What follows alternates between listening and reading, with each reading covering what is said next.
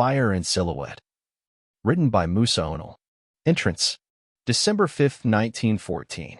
A steely cold had set in, and gloomy ashen clouds had accumulated in the air. The country was gradually being dragged into a bitter war. The Ottoman Empire was now exhausted and had become a sick man. This country lost every war it fought and lost countless sons of the country. Like the falling leaves of autumn, the empire was writhing in bitter reproach.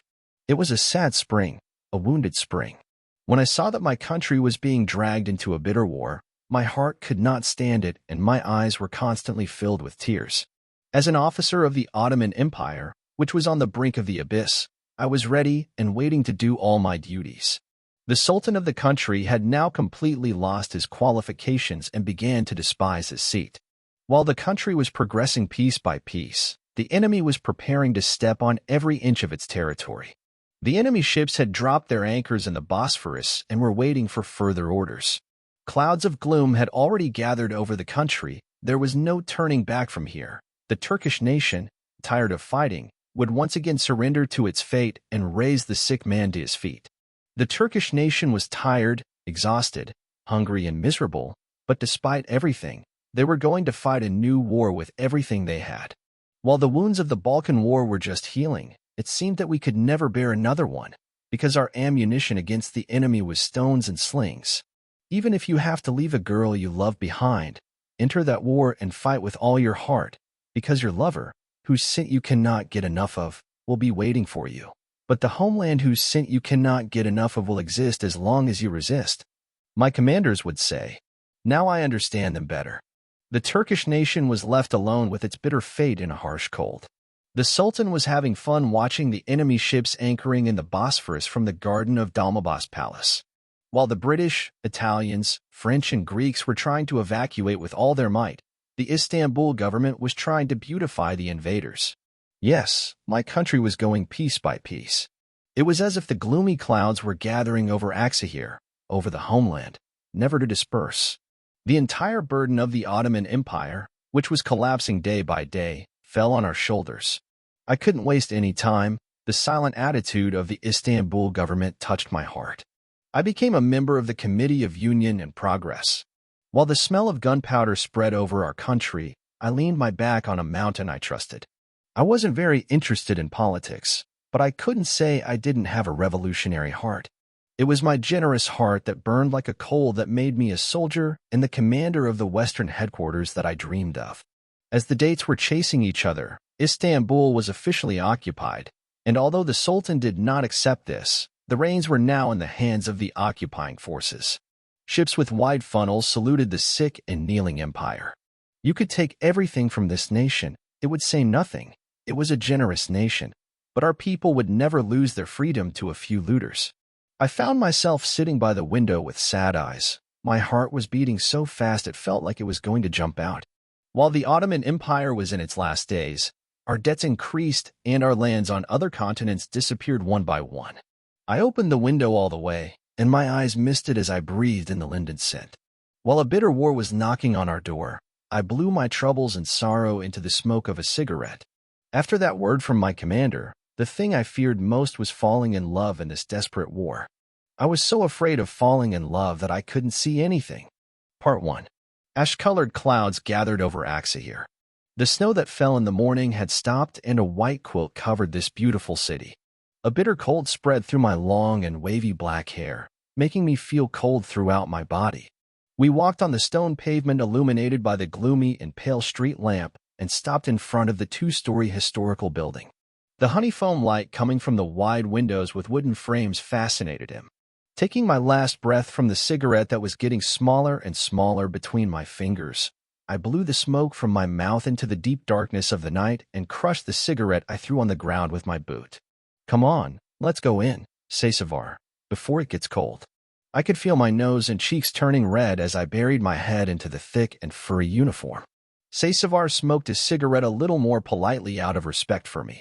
After crushing the butt, he smiled at me, stroking his thick black mustache that had crystallized from the cold. "Yes, Commander Ralph." He put on his felt hat, which made his head look bigger than it was, and we started walking towards the wooden door of the headquarters. While my leather-gloved hands were covering my fingers, my eyes, squinting under the rickety street lamp, were looking at the cream-colored facade of the headquarters. What will happen to this country, Saysavar? They will face the wrath of the Turkish people. Commander, the homeland will not be lost. Aksahir will not be lost. His eyebrows, stretched like a bow over his flashing eyes, frowned solemnly, while the nostrils of his nose opened and closed rapidly. I turned around, buried in the container, blowing out the silver-gray smoke from my mouth. While the night call to prayer was heard from the oil lamp minaret of the Aplixi Mosque, which stretches between the shops of Arasta Bazaar, the halva sellers had started to roast the famous tahini halva. I took a deep breath of the bittersweet but delicious scent into my lungs and threw myself through the door of the headquarters, unable to bear the bitter cold. While the soldiers on duty stood up respectfully, the crackle of the burning stove inside and the smell of chestnuts cooking on it licked my nose. I motioned them to sit down with my leather-gloved hands and told them to get comfortable. Their faces, silhouetted in the pale light of the kerosene lamp, relaxed, and they settled back down on the chairs beneath them as I climbed up the wooden stairs in my boots. Both Saysavar and I, wearing our black and heavy boots, climbed to the floor where my room was. As I was walking towards my room, I turned to Fyut, who was writing something intently under the table lamp in front of him. "Fyut, can I have a coffee?" "If you command, Commander." As his dry and bony hands greeted me and then walked downstairs quickly, squeaks could be heard coming from the steps. As I took off my coat with scattered snowflakes and hung it on the metal hanger with its peeling paint, my eyes excitedly shifted to my typewriter waiting for me next to the scattered notes on my desk. My identity as an innocent man of letters was hidden under my serious stance and harsh gaze. After warming my hands on the crackling stove, I turned the radio button on the edge of the wooden-framed window with a gentle hand gesture. I heard muffled voices and crackles echoing through the thick walls. When I turned my calm eyes to the sky, the snow was falling heavily over Aksahir again. I pulled the leather-covered swivel chair under the desk and sat down at my typewriter. The metal-handled gun on my waist was hurting me. I slowly took out the gun and placed it in the first compartment of the drawer. Lifting the folded paper at the end of the typewriter, I looked at the places I had written before. Half of the paper was filled with black letters resembling dots, while the other half was empty, still maintaining its whiteness.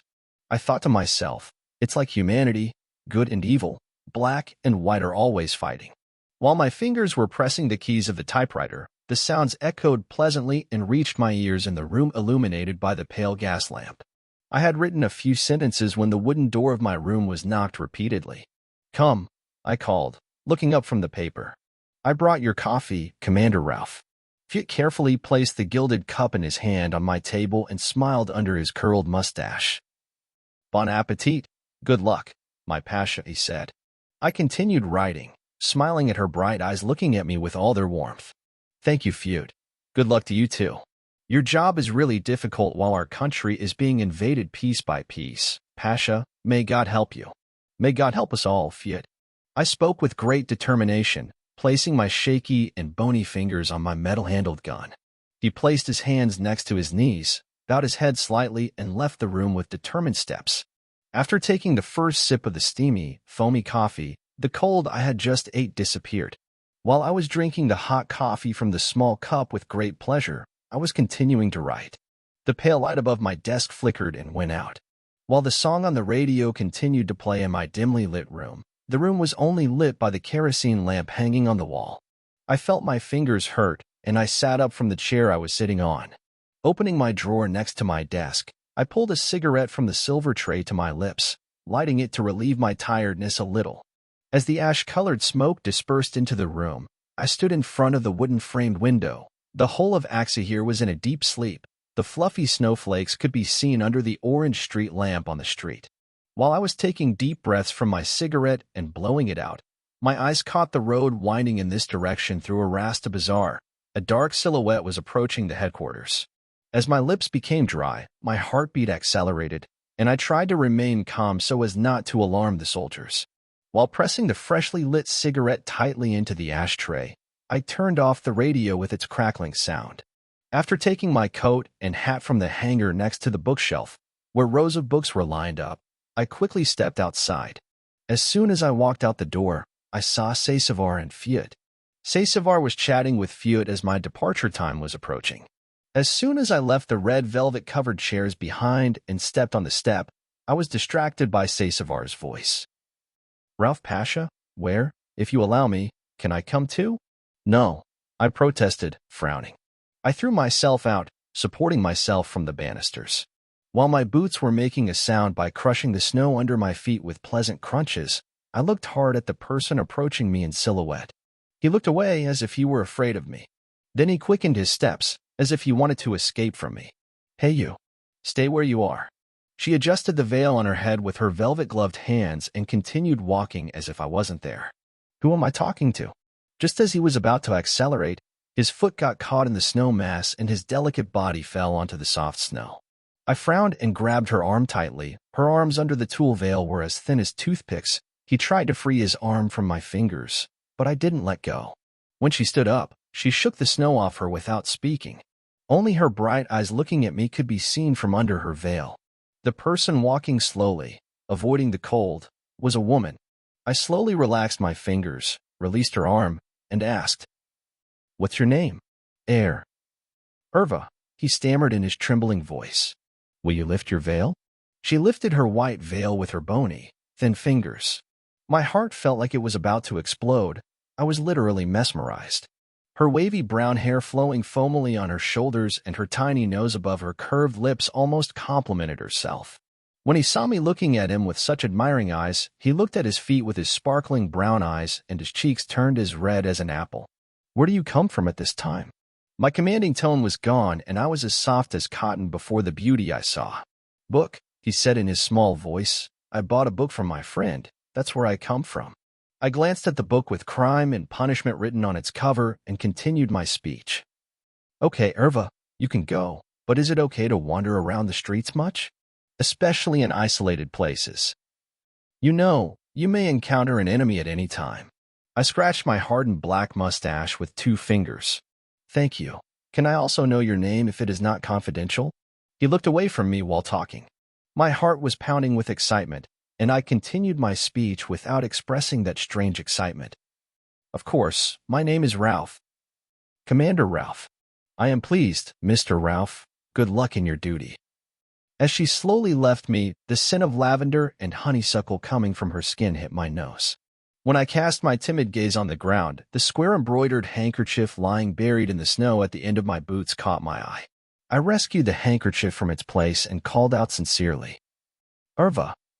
When he looked at me with his meaningful gaze under his eyebrows thinning like a bow, I corrected myself. "Miss Irva, can you take a look?" "Come on, Mr. Ralph. I think this handkerchief is yours. It may have fallen off." "Yes, that's very kind of you. Thank you." As her fingers took the tissue in my palm, I literally buried the softness of her skin and the smile on her curved lips into my heart. He said good night and continued walking. "Good night. See you, Miss Irva." I watched him until he disappeared at the end of the narrow snow-covered street. While I was distracted by the voice coming from Saysavar.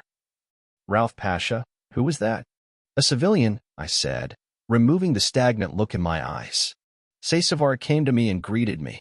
"Come on, let's go, Saysavar. We have more work to do," I said, and we started walking towards the end of the street with lazy steps. The snow was falling heavily as it was visible under the pale street lamp. I was blowing smoke out of my mouth as I put my cold hands into the pockets of my thick, furry coat. The unique scent of the tissue was still at the tip of my nose. "Why are you so thoughtful, Ralph Pasha?" I turned my gaze to Saysavar to dispel the gloomy and stagnant atmosphere in my eyes. I lied by saying homeland. How can I be happy when my homeland is lost? Saysavar, how can I be happy when Axahir is lost? After saying that, I kept silent and listened to the breathing of the snow and Saysavar, who were taking in the deep silence of the night for a while. My leather boots were crushing the hardened snow that accumulated under my feet. "You are right, Pasha, very right. The enemy is at the door of your homeland and covets what is yours." Suddenly, Irva came to life in my eyes, the Irva I had never met and saw for the first time. As I watched the snowflakes falling at my feet, I continued talking. "They will not take from us what is ours, neither our land, nor our love, nor our dreams." I scratched my mustache, which was wrinkled from the cold, with my finger, and turned my furrowed eyebrows into the darkness of the night. Sasevar nodded as if confirming me, took a cigarette from his silver tray, took it from his pocket, brought it to his lips, and handed it to me. I took the cigarette from the tray and brought it to my lips, thinking that a cigarette wouldn't hurt until I get home. After lighting my cigarette with Sasevar's expensive Zippo, I took deep breaths one after another. Thank you, Sasevar.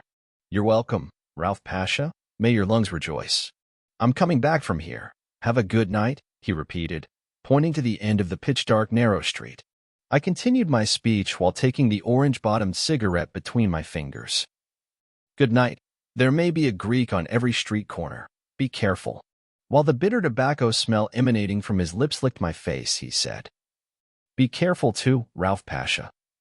The sound coming from between the snowy ground and my boots got louder as I accelerated. I stared helplessly at my feet, thoughtful and pensive. Did I fall in love with all the revolutionary issues?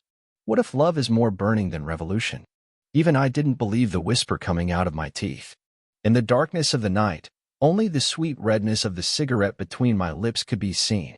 When I arrived in front of the Grand Mosque next to my house, the faces of people who had prayed and were getting ready to leave looked like silhouettes in the kerosene lamp. Looking at the courtyard surrounded by trees with dried branches, I called out, May God accept it. Voices saying, Thank you, in unison echoed in the silence of the night. When I left the mosque behind and arrived in front of the house, I put out the cigarette, and when I opened the door of the house with the red bay window, I had a bitter feeling. I took the kerosene lamp hanging on the wall and turned it on. In front of me, from the stained full-length mirror, stood the lively commander of the Committee of Union and Progress, with sunken eyes, his shoulders drooping forward, making his body look older than it was, and his hair splashed with white. Unable to look at myself any longer, I walked up the creaking wooden stairs. The kerosene lamp in my hand barely illuminated the pale room. I lazily walked to the kitchen and hugged the bottle of raki waiting for me in my cupboard. I took out a thin glass, ice, and a few appetizers. I placed my food and alcohol on the marble table. My body was tired, but my soul was never tired. I poured 2 fingers of raki into the bottom of the glass, added a few ice cubes, and topped it off with water. As the altitude turned gum white, my appetite whetted. While the light of the kerosene lamp was flickering and trying to illuminate the room, I took a huge sip of alcohol.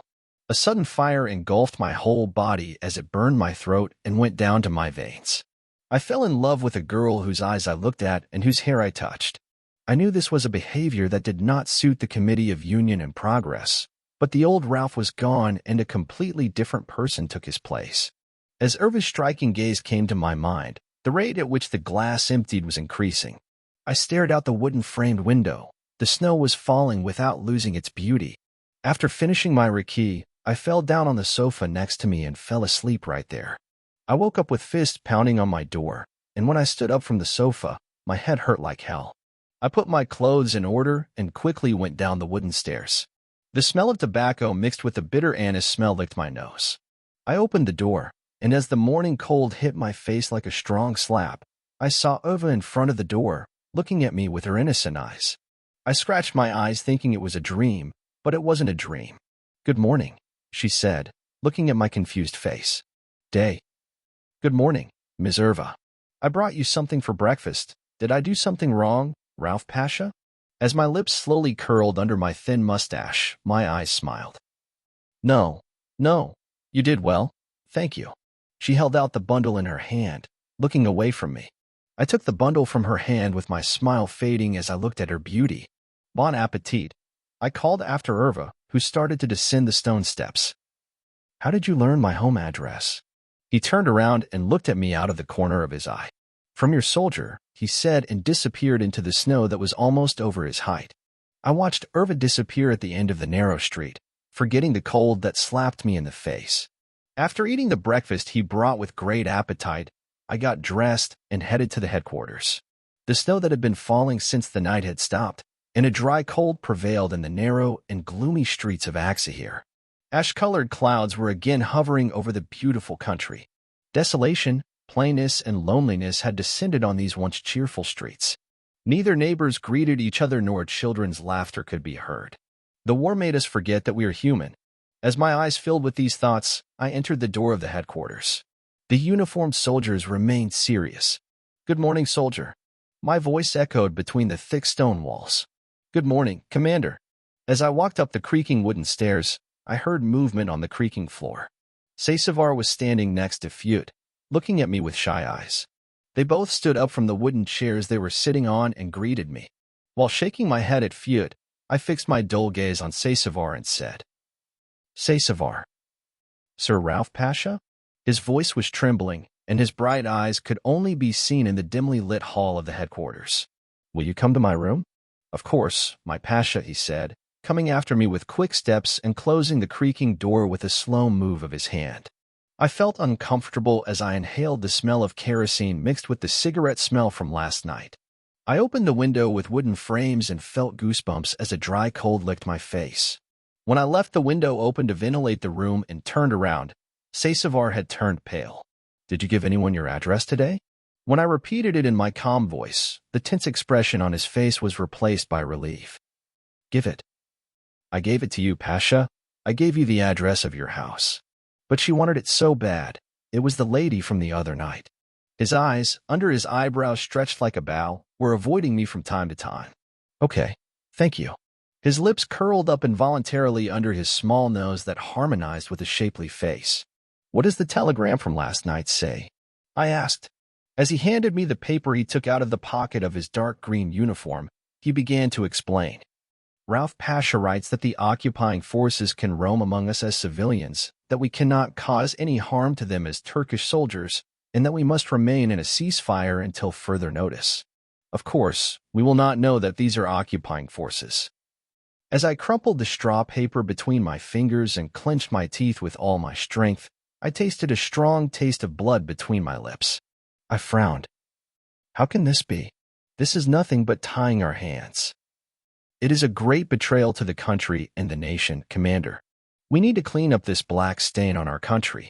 While I clasped my trembling fingers on the wooden table, I stared out the window with my absent-minded and angry gaze. What does the Committee of Union and Progress say about this? Sasevar continued speaking, swallowing hard. They are silent, Commander Rauf, but I do not think they will submit to this decision.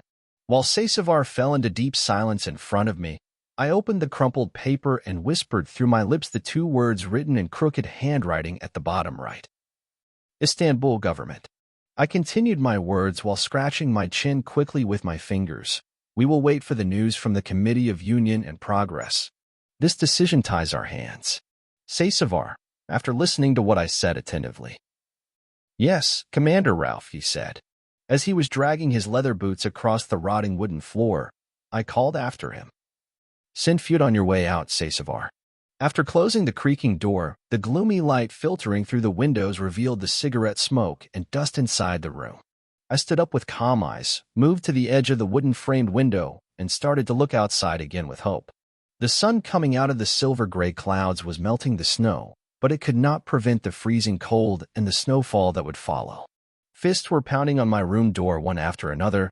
I lifted my head up, took a deep breath, and called out. Come. The door handle slowly lowered, and Silüet's bright eyes looked inside from top to bottom. He stood in front of me. You ordered me, Rauf Pasha. Yes, Silüet, I said through my teeth. There is an important issue. We all have to be together. His fingers, holding the feathered beret in his palms, suddenly tightened with all his strength. His forehead wrinkled as he frowned his shapely eyebrows. I am listening to you, Rauf Pasha. I walked around my wooden table and got a little closer to Silüet. Beads of sweat were flowing from his broad forehead and flowing down his temples. Occupying forces, I bit my upper lip and my lower lip. They were coming to Aksahir.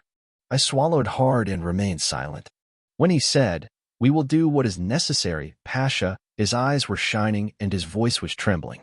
The Istanbul government tied our hands and arms. Our only solution is union and progress.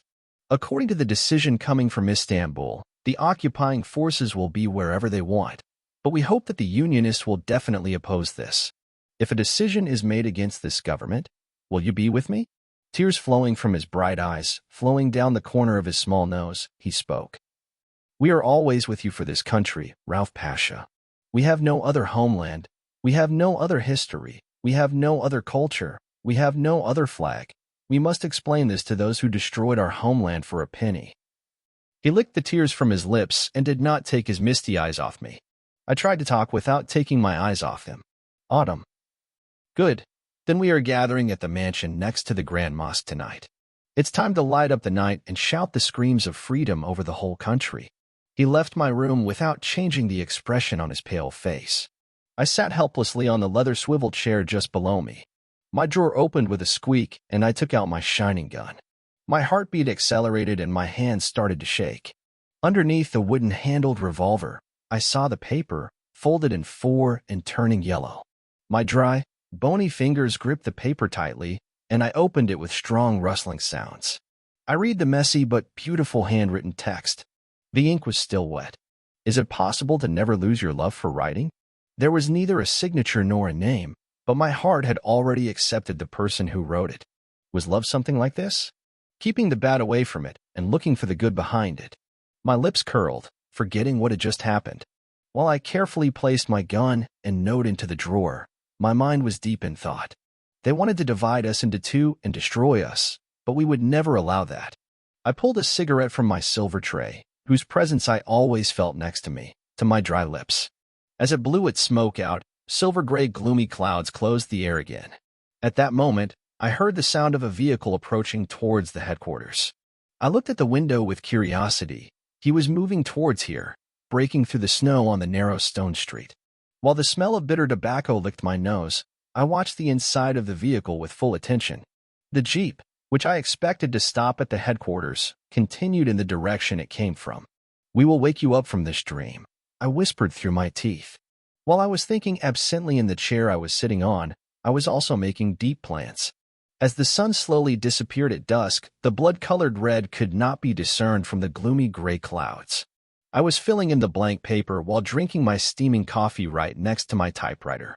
I took a huge sip from the gilded cup, hot coffee flowing from my lips into me. I was focusing on my work when the doorbell rang.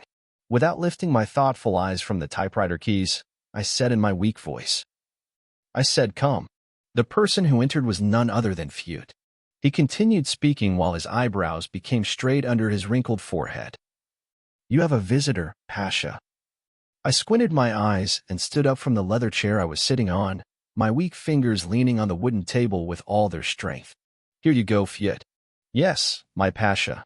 He shook his head and left the room, dragging his heavy boots. With the questions in my mind, I reluctantly got up and started waiting for the person to enter the door. The pale oil lamp on the wall was flickering and burning, adding a tumultuous light to the dim room. The metal curved door handle slowly bent, its first shadow spread with the light hitting the corridor, and soon Irva appeared at the door, covering her beautiful face with a veil. "Can I come?" "Come." "Of course you can," I said, walking around the table and sitting next to him.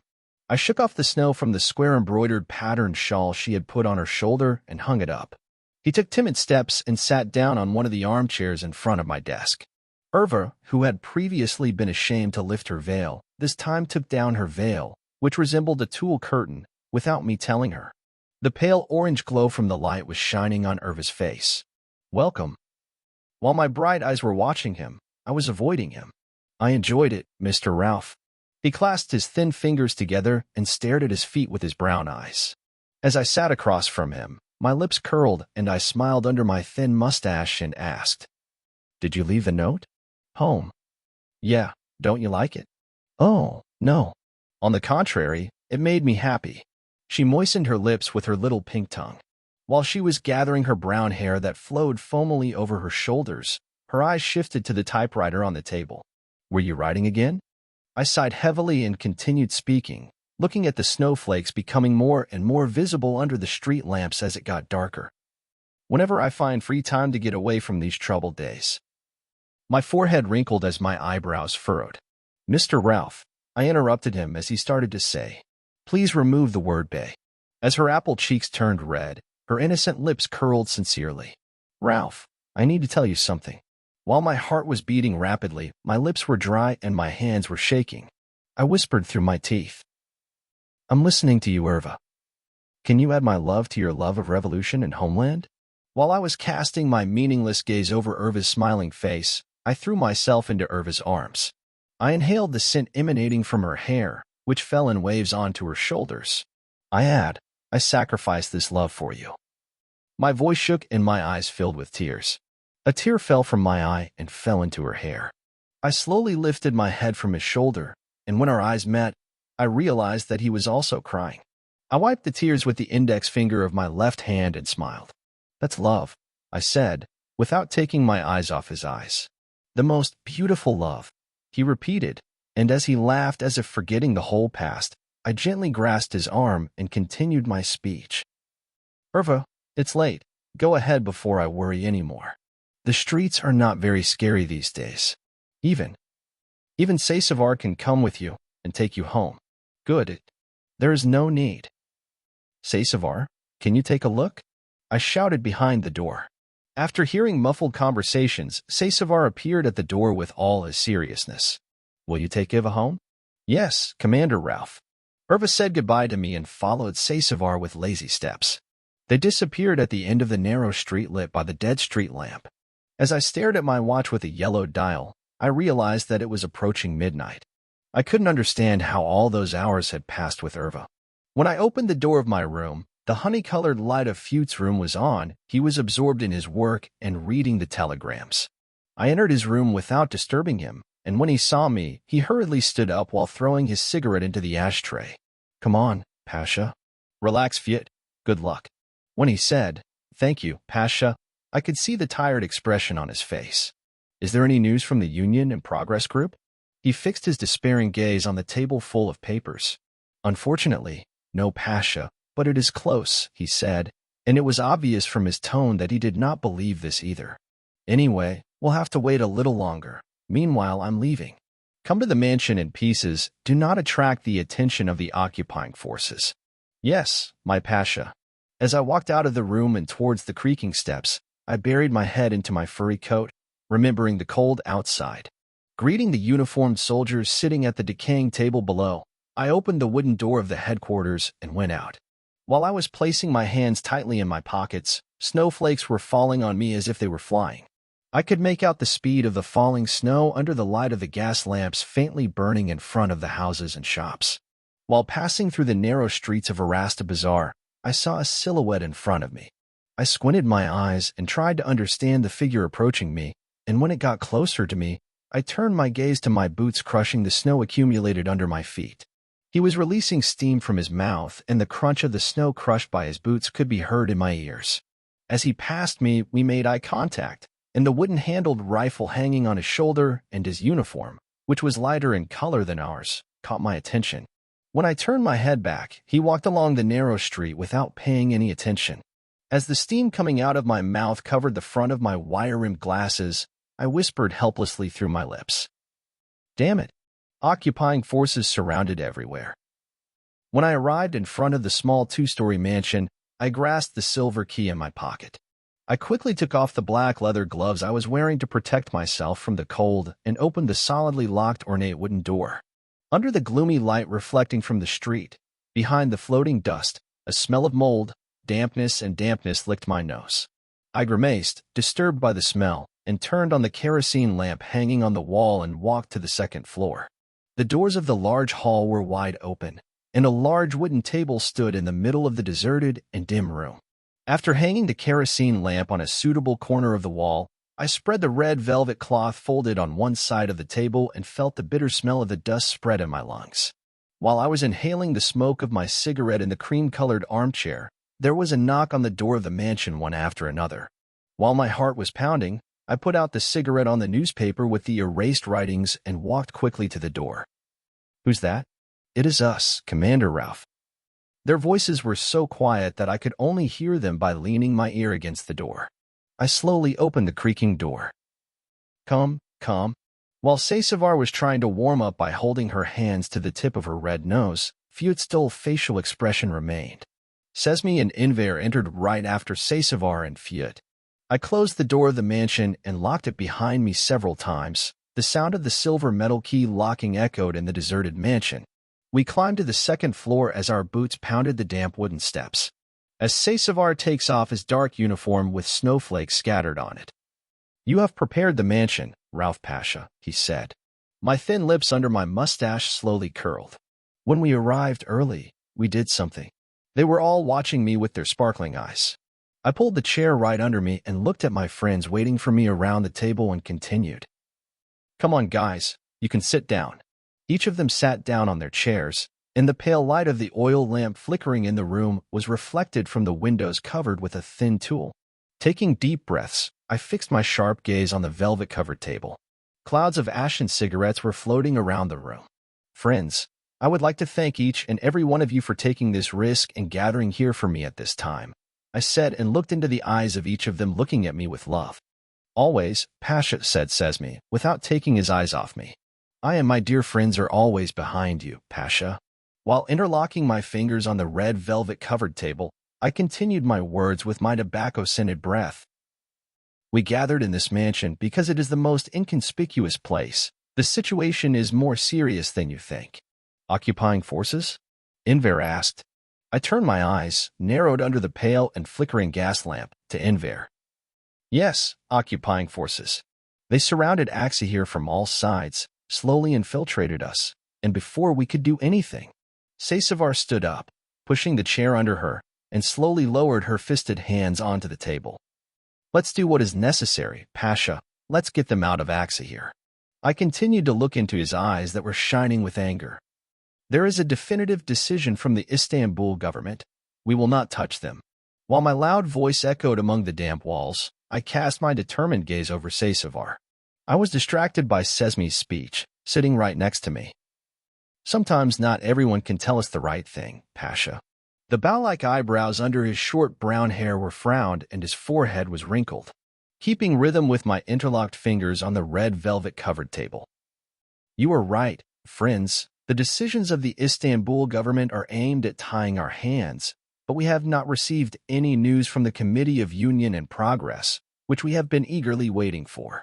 I said, be patient just a little longer, grit your teeth. We will not leave this homeland to anyone, God willing. When I finished my words, the sluggish and gloomy gazes of my friends fell and wandered over the velvet-patterned tablecloth.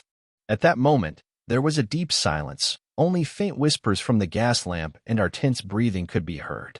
I heard the sound of boots rising from the narrow street in front of the mansion. It was getting closer and closer, and the hard steps of the boots were crushing the fresh snow. I slowly stood up, pushing the wooden chair under me, and stuck the thumb of my right hand into the edge of the shiny black belt. I opened the red velvet curtain stretched in front of the wooden-framed window in a way that would not attract attention. The occupying soldiers, who had their wooden-handled rifles on their shoulders, were walking in a certain order and in crowds. I said without taking my eyes off the window. As soon as my friends pushed the chairs under them and stood up, a strong voice echoed inside the mansion. Is it the invaders, Pasha? I heard Enver's worried but also angry voice.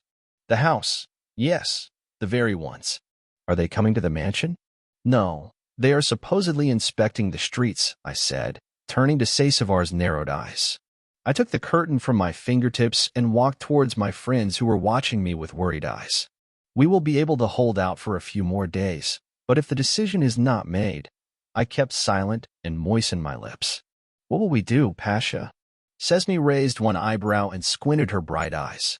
That's when we will fight at the cost of our lives and our rank, I replied, while my hand tightly gripped the metal handle of my revolver. While the pale and sad faces of my friends were shining, their lips curled insidiously under their thin black mustaches. Neither rank nor life. When the homeland is lost or Axahir is lost, none of it matters, Pasha. We are always with you. Just know that. Seysavar's loud and resounding voice shook inside the mansion and made the wooden corridors groan. The snow falling from outside was increasing in intensity with each passing minute, and the silence in the room was broken by the call to prayer rising from the minaret of the Grand Mosque. While the muezzin was reciting the adhan with his raspy voice, his pleasant voice echoed among the houses with colorful bay windows. Pasha, Sesame said as if distracting me. When I shook myself and came to my senses, the adhan was over. How about we send a telegram to the Committee of Union and Progress informing them of the situation? While I was moving the golden bullets in my palm, I fixed my serious gaze on Sesame. Good idea. Then the first thing in the morning will be to send a telegram to the Committee of Union and Progress. While Sesame was smiling as if he was happy to have his decision approved, We had completed all the important conversations. My eyes fell on the stone carving of the mansion, and when I caught sight of the brightly colored raki bottle standing in the corner, I continued my conversation. How about drinking raki? It's like we need to get away from boredom for a bit. While the calm expression on my face remained, my narrow gaze wandered among my friends. Okay, Ralph, Commander, said Seysavar and stood up, pushing the wooden chair under him. While we were sitting at the table with the rest, Seysavar prepared the raki and glasses with sleight of hand. Even on this winter day, we raised our glasses, steamed on the outside and filled with gum-white liquid on the inside, and repeated in unison, hoping that Axahir will be freed from enemy occupation. This was a rather pale and sad raki table. While the wood in the fireplace was crackling and burning, I wiped the sweat from my broad forehead with the back of my hand. The raki warmed my veins and made me sweat. I brushed back the strands of hair that stuck to my forehead and stood up from the table. The flickering of the gas lamp's light had increased and was about to go out. After drinking our raki and clearing the table, it was past midnight. Let's disperse, friends, without attracting any more attention. From now on, it's time to roll up our sleeves. We will never bow our necks to wrong decisions. My bright eyes wandered over my soldiers. Forgive me, Ralph Pasha, our job is risky. I turned my gaze to Sesme. He had his arms hanging down to his side and was looking at me with misty eyes. Well done, Sesme. Well done, everyone. Have a comfortable night. Their loud voices saying well done echoed inside the dilapidated mansion. I took the oil lamp hanging on the wall and went down the creaking wooden stairs. Through the glass behind the tulle curtain, the silhouette of the snow falling faintly outside could be seen. I unlocked the door, desperately burying my head into my thick coat. While the crushed stone street was covered with snow from end to end, the pale gas lamps and candles burning in the colorful houses with bay windows were extinguished. While the narrow and gloomy streets of Axahir fell into deep silence, the sound of barking dogs could be heard in the back streets. Guys, let's disperse and not attract attention. Seysavar looked into my eyes. While Enver, Fute, and Sesme were going on different paths, Seysavar and I closed the doors of the mansion and started walking. As I was swinging past the Grand Mosque, the cemetery under the sky-high pine tree in the courtyard of the historical mosque frightened me. While the snow was falling like a blizzard, it was impossible to see. While we were passing through a Rasta bazaar, the smell of tahini halva being roasted by halva sellers was reaching my nose. I heard a voice behind my ear. A loud sound of boots crushing the snow was coming right after us. Seysavar, there is someone behind us, I said through my teeth in a whisper. I am aware, Ralph Pasha. These sounds annoy me. Don't turn around, I said, keeping the serious expression on my face. I slowed my steps a little more. The sound was getting stronger and closer, and the crunching of the snow was literally echoing in my ears. I took a deep breath and blew the steam from my mouth deep into the cold air. My fingers, flushed and trembling from the cold, tightly gripped my metal-handled revolver. While leaning my back against the facade of a store, I took out the revolver from my waist with a quick hand move. Seysavar threw herself onto the snow-covered stone pavement. Standing in front of me was a Greek soldier pointing his wooden-handled rifle at me. Put down that gun in your hand, he said. As the silver-gray gloomy clouds coming out of my mouth dispersed randomly, my voice echoed in narrow spaces. Hold on, soldier, put down that gun in your hand. I won't say it again. While my eyes were squinting, I put a bullet into the barrel of the gun. You will die. You don't have to die anymore, Commander Ralph. The blue-eyed Greek soldier was trying to threaten me with his barely learned Turkish. After taking a deep breath, my nostrils opened and closed like an eagle's, and I gently touched the heated trigger with my trembling index finger. While the bullet coming out of the gun's barrel pierced the soldier's light-colored uniform and stuck into his heart, the deep calm of the snow minimized the sound of the explosion in the gun. While Seysavar kept her hateful gaze on the soldier, I gently put my revolver back, and we ran out of Arasta Bazaar. Commander Ralph, what if the corpse of this Greek bastard causes trouble for us? Let him be hungry, let him feel sorry for me, as long as he doesn't cause trouble for this beautiful Axahir, this beautiful homeland of mine. When I stopped in front of our house with bay windows, Seysavar looked at me with her meaningful gaze. Ralph Pasha, if you want, I can spend the night here. I smiled, looking into his eyes. Don't talk nonsense, Seysavar. Do you think I will be afraid? While her apple cheeks were turning red, She looked away from me with her misty gaze. No, no, I didn't mean that, Commander Ralph. I just meant for security reasons. No, no, you can go, rest too. He flicked back his curly hair, which was visible from under his thick feathered hat, and disappeared at the end of the dimly lit street, dragging his boots under his long legs through the snow. As I threw myself into the stairwell of my house, my hand reached for the revolver on my waist. I took it out where it was and gently placed it in my palm. The tip still smelled of gunpowder. Even though he was an enemy, I couldn't forget how his bloody corpse was piled on the white snow, painting the snow red. Either you were going to kill him, or he was going to kill you, and declare the real victory, I muttered through my teeth.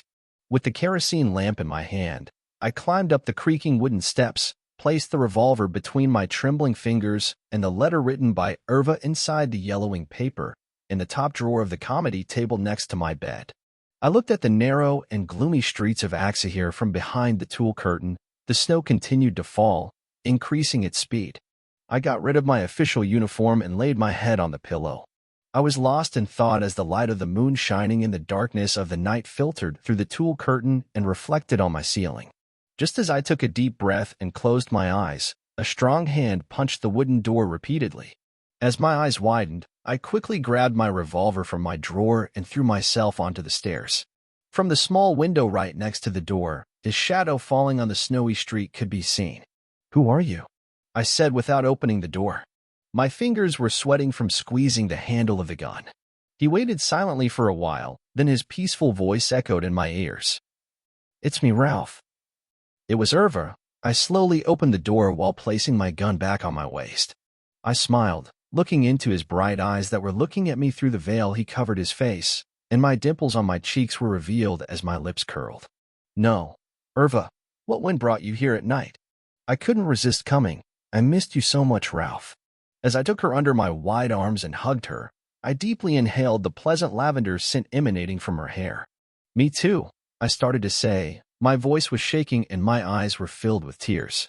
"I miss you a lot too. The invaders have surrounded Ateş on all sides. Will you join this war too?" Of course. Of course I will enter. But I promise you, I will not leave your side even for a moment." Her fingers wrapped around my body, hugging me tighter every time I talked, and the tears flowing from her misty and brown eyes wet my chest.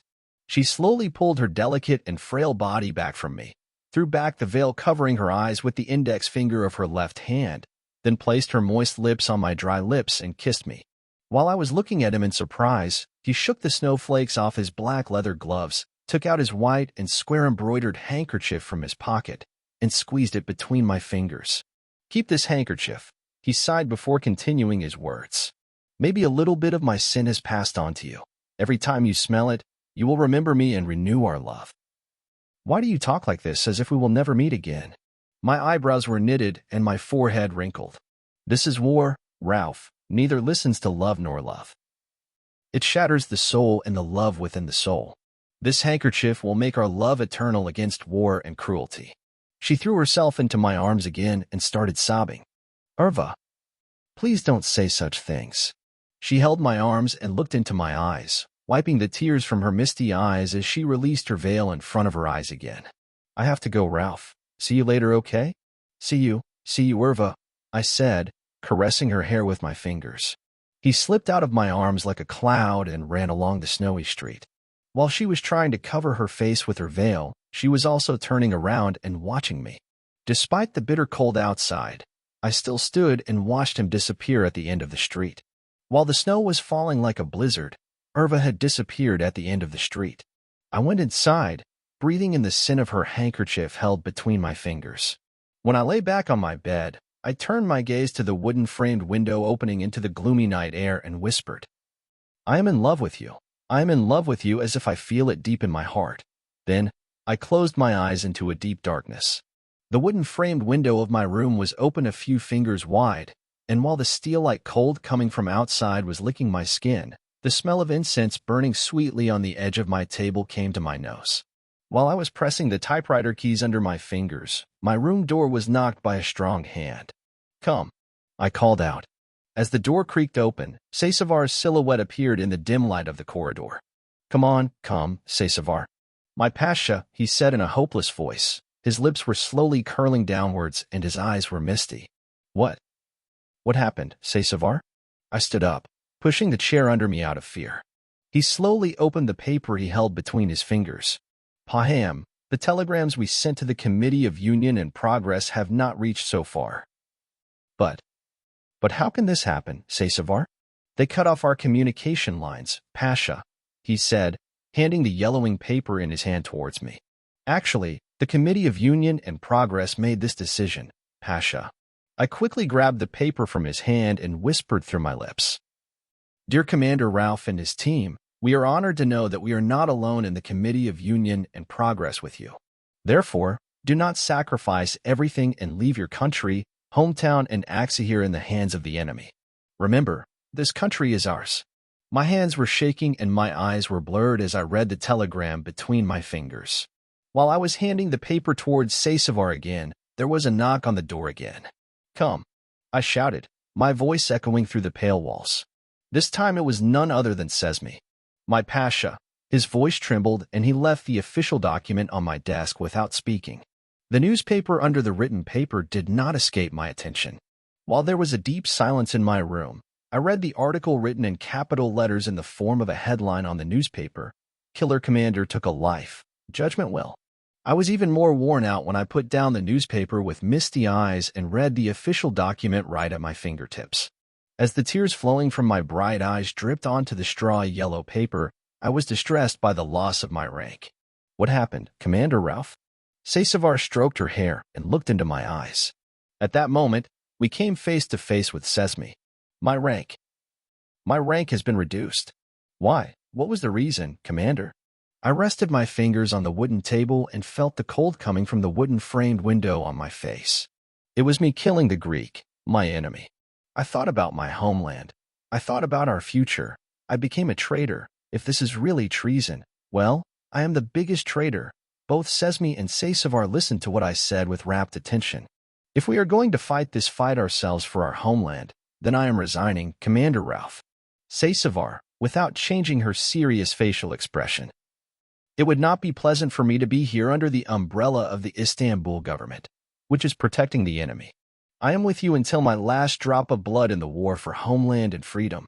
While I was listening to them with tears in my eyes, Fiut and Enver entered the door. Fiut said, straightening his black mustache curled under his small nose. We are also resigning, Pasha.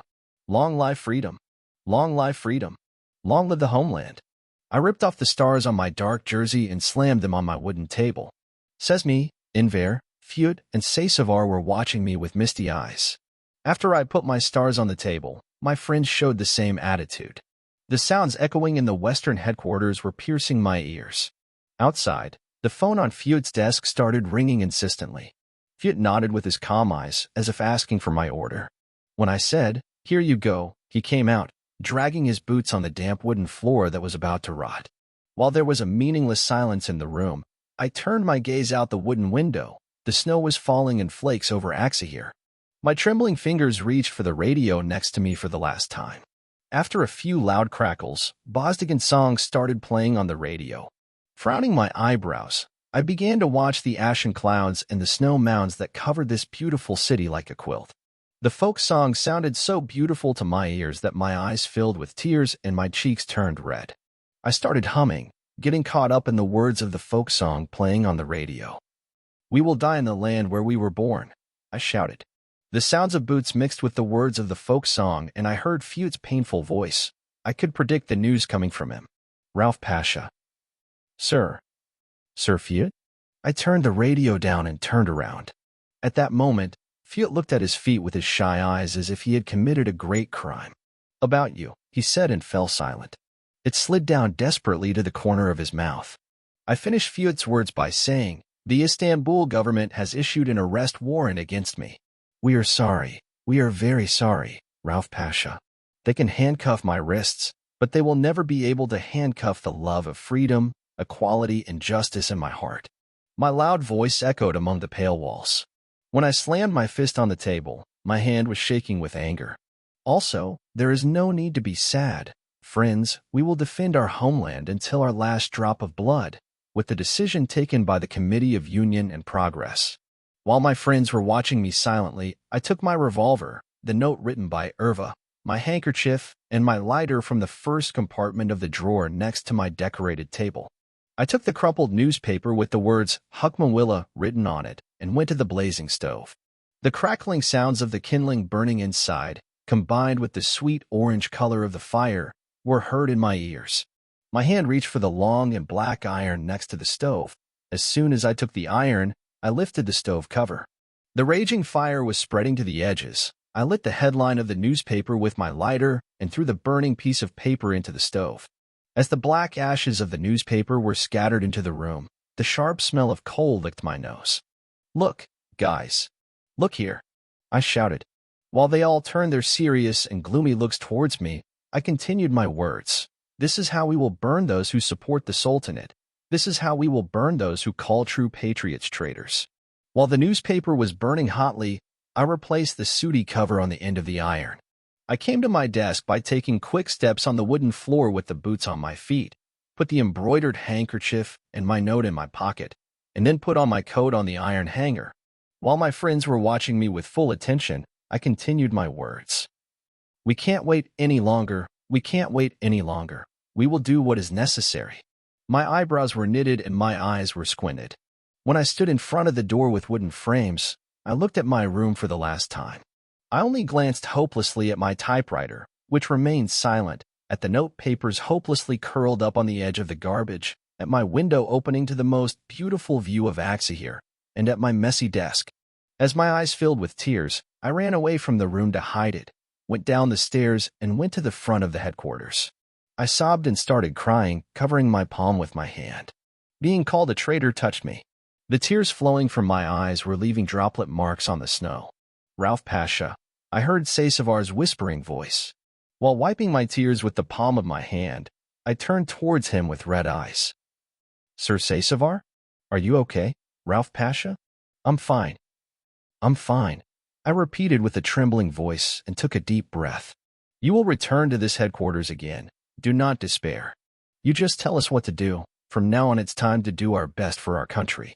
I grasped Saysavar's shoulder tightly with my shaky fingers, looked into her eyes with my misty gaze, and said in a determined tone, "We will meet in front of the Hukmu Arade newspaper building when it gets dark. Gather around the building. Do not attract attention. Asterisk, asterisk, asterisk." The sun, floating on the horizon, slowly set between the majestic mountains. While the snow was falling as if blown from ashen clouds, the smoke of my cigarette was blowing out of the window with its wooden frames.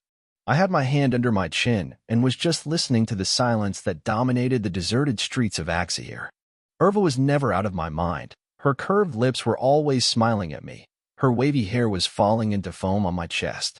Our meeting time was approaching. I ran and opened the first drawer of the wooden drawer at the head of my bed and checked my revolver. It was time for me to introduce some people to the real traitors. I inhaled deeply the scent of gunpowder I smelled in the barrel of the gun. My hand involuntarily went to the matches in my pocket, and I pulled a cigarette from the silver tray and brought it to my lips. While taking deep breaths from my cigarette, I squeezed Irva's handkerchief in my palm with misty eyes. What if he never comes again? What if I never see him again? What will I do then? I said to myself. While I was crushing half a finger of my cigarette in the ashtray, I turned my nose to avoid the bitter smell, and the wooden door of my house was knocked as if it were shaking. With my heart pounding, I threw myself at the tulle-curtained bay window. As I moved my fearful gaze in front of the house, I saw Saysavar with her head bowed, just waiting for the door to open. I went down the stairs, out of breath, and opened the door. While Saysavar was rubbing her cheeks, which were red from the cold, she was trying to warm up by blowing her breath into her hand from time to time. "You came early, Saysavar," I said, while looking around the narrow street. "That's why I didn't come, Rauf Pasha. What did you come for?" My eyebrows above my flashing eyes were stretched like a spring. "Is it okay if I come in and say so, Pasha?" "Sure, come on," I said and moved away from the door. He stood in front of the cloakroom, shaking off the melted snowflakes on his dark cardigan. After closing the creaking door, I turned to Saysavar without wasting any time. "What are you going to say?" "Regarding your arrest warrant, Rauf Pasha." "What's the deal with my arrest warrant?" Saysavar's words made me uneasy. While looking at her pink cheeks, she continued her words. They assigned Colonel Tullett. Colonel Tullett will be in Axa here within 2 days at the latest. Without changing the calm expression on my face, I took deep breaths and folded my arms over my body. Of course, we will not surrender. I will never leave the Committee of Union and Progress as a rank-and-file civilian. You tell the others to be cautious, I said and fixed my wavy black hair. Really? Speaking of others, do you have a warrant for your arrest as well? He slowly lowered his gaze to the ground and let out a strong breath from his red nose. Home. Yes, Pasha, there is a decision to arrest Enver, Sesmi and Fute, including me, for abusing their office and treason to the homeland and nation. I squinted my eyes and stared at the reddening sky. While my heart was pounding, I continued my words, hiding the worried expression on my face. Don't worry, we will not surrender to anyone easily. Go ahead and inform the others. Let's meet in front of Hukmu Arada's building without attracting attention. While Seysavar wiped her filled eyes with the back of her right hand, she took lazy steps outside and disappeared in the corner of the Ulo Mosque. As it started to get dark, the gloomy weather in the sky made the inside of the house feel dim. Even though it saddened me to be away from my duty and my position, I had to do it. I quickly changed my clothes and left Commander Ralph. When I stood in front of the stained mirror, I was a true Ottoman gentleman, wearing a pale cream-colored shirt, black fabric trousers stuck to my legs, patent leather shoes the same color as the jacket on my shirt, and a dark red fez on my head. As my lips slowly curled under my curly mustache, I looked at myself from head to toe. It will take a long time to get used to this situation, Ralph, I repeated to myself, and without wasting any time, I put on my coat and went out. The dry cold coming after the snow licked my face, giving me goosebumps. I put my hands in my pockets and bowed my head. I started walking towards the newspaper building, crushing the snow under my feet. My anger was increasing with every step, and my hands and feet were shaking. As I was running, I found myself in front of Irva's house, or maybe I wanted to pass by here on purpose. I just stared at the bay window of the pale blue house for a while. Nothing but the burning gas lamp was visible behind the tulle curtain. I climbed the stone steps and stood in front of the door, breathing deeply while the silver smoke coming out of my mouth and nose mixed into the air. With my heart pounding and my lips dry with excitement, I knocked on the door. Every time I heard the sound of footsteps coming towards me, butterflies flew inside me. Before opening the door, Irva asked from behind the door. Who's that? It's me, I said without even giving my name. As the door creaked open, I saw only Irva's shadow flickering in the oil lamp. He soon put out his head, covered with tulle. After looking at me meaninglessly, he continued. Who are you? I didn't recognize it. It's me, Irva. Ralph. She freed her body from behind the door and threw herself into my arms. Without lifting her head from my body, while her hair was falling apart in foam, she asked, Why are you dressed like this? Is it a special mission or something? I was dismissed. But how does this happen?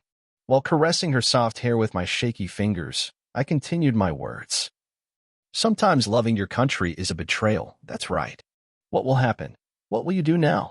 His voice was shaking and his eyes were filled with beads. We will purify our country from them with the Union and Progress Party, I said and hugged him again.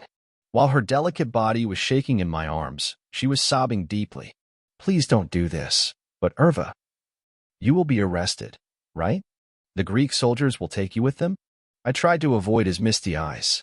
As the snowflakes were blowing on us, I continued my words, albeit forced, by wiping the tears flowing from the tip of my nose. Oh, no, I'm here. I will never be arrested.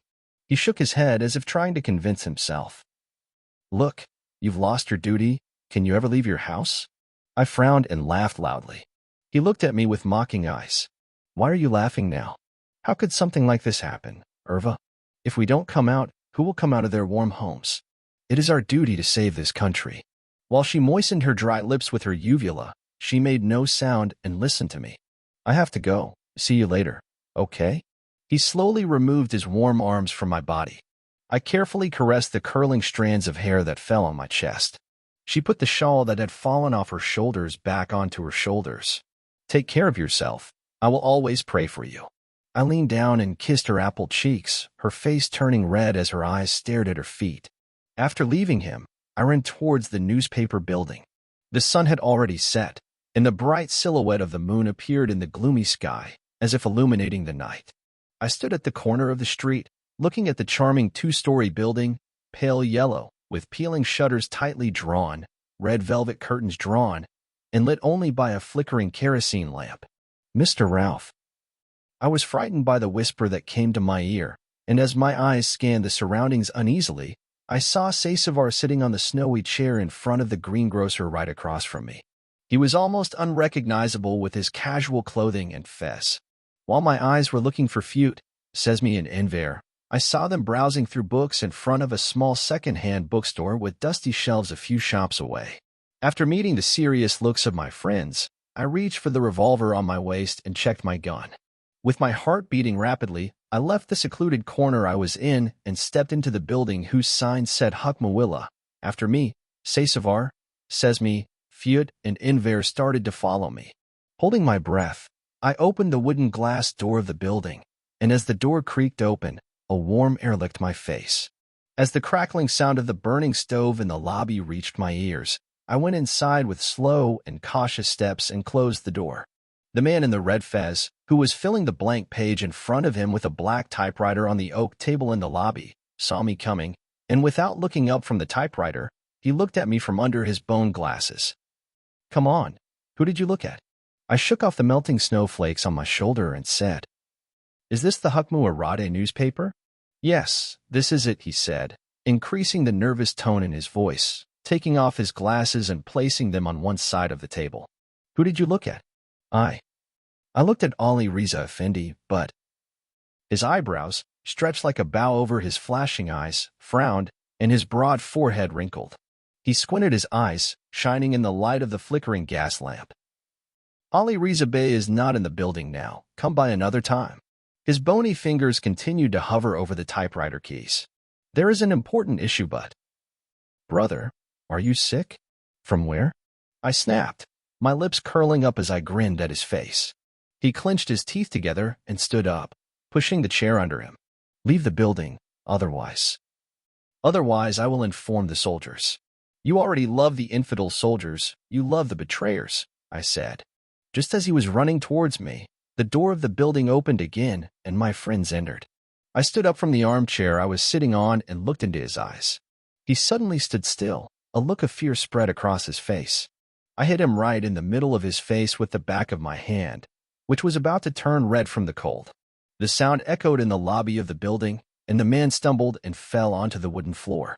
While he was writhing in pain, he covered his face with his hand. While my friends were approaching me with angry looks, I drew my revolver and approached the man. "What's your name?" "Me." "Mehmet," he said while crawling on the half-muddy wooden floor. "Where's Ali Riza?" He swallowed forcefully and looked away from me. Believe me, Mr. Ali Riza is not here today. He never came to the newspaper." His red fez fell from his head and rolled next to the crackling stove, while his bright, side-combed hair was gathered in the middle of his head. "Did he go in search of the Sultanate?" While Sasevar's voice echoed in the lobby of the building, two men came running down from above. After their hands went to their waists, they pulled guns on us. Sesame and Fute reacted in the same way without wasting any time. While the gunshots were echoing in my ears, the bitter smell of gunpowder hit my nose. While the two men from earlier were lying on the ground covered in blood, beads of sweat dripped from Mehmet's broad forehead. "How can you, as a newspaper, write dirty slanders about me? How dare you?" I exclaimed, while my trembling gaze wandered over the calm face of Ali Riza, whose black and white photograph hung on the wall. "We did the right thing. You are murderers who have lost their conscience." I turned my gaze to Mehmet lying on the ground. His black eyebrows were frowning while his neatly combed hair was ruined. I pointed the gun in my hand, and the gun exploded with a strong orange blast from its tip.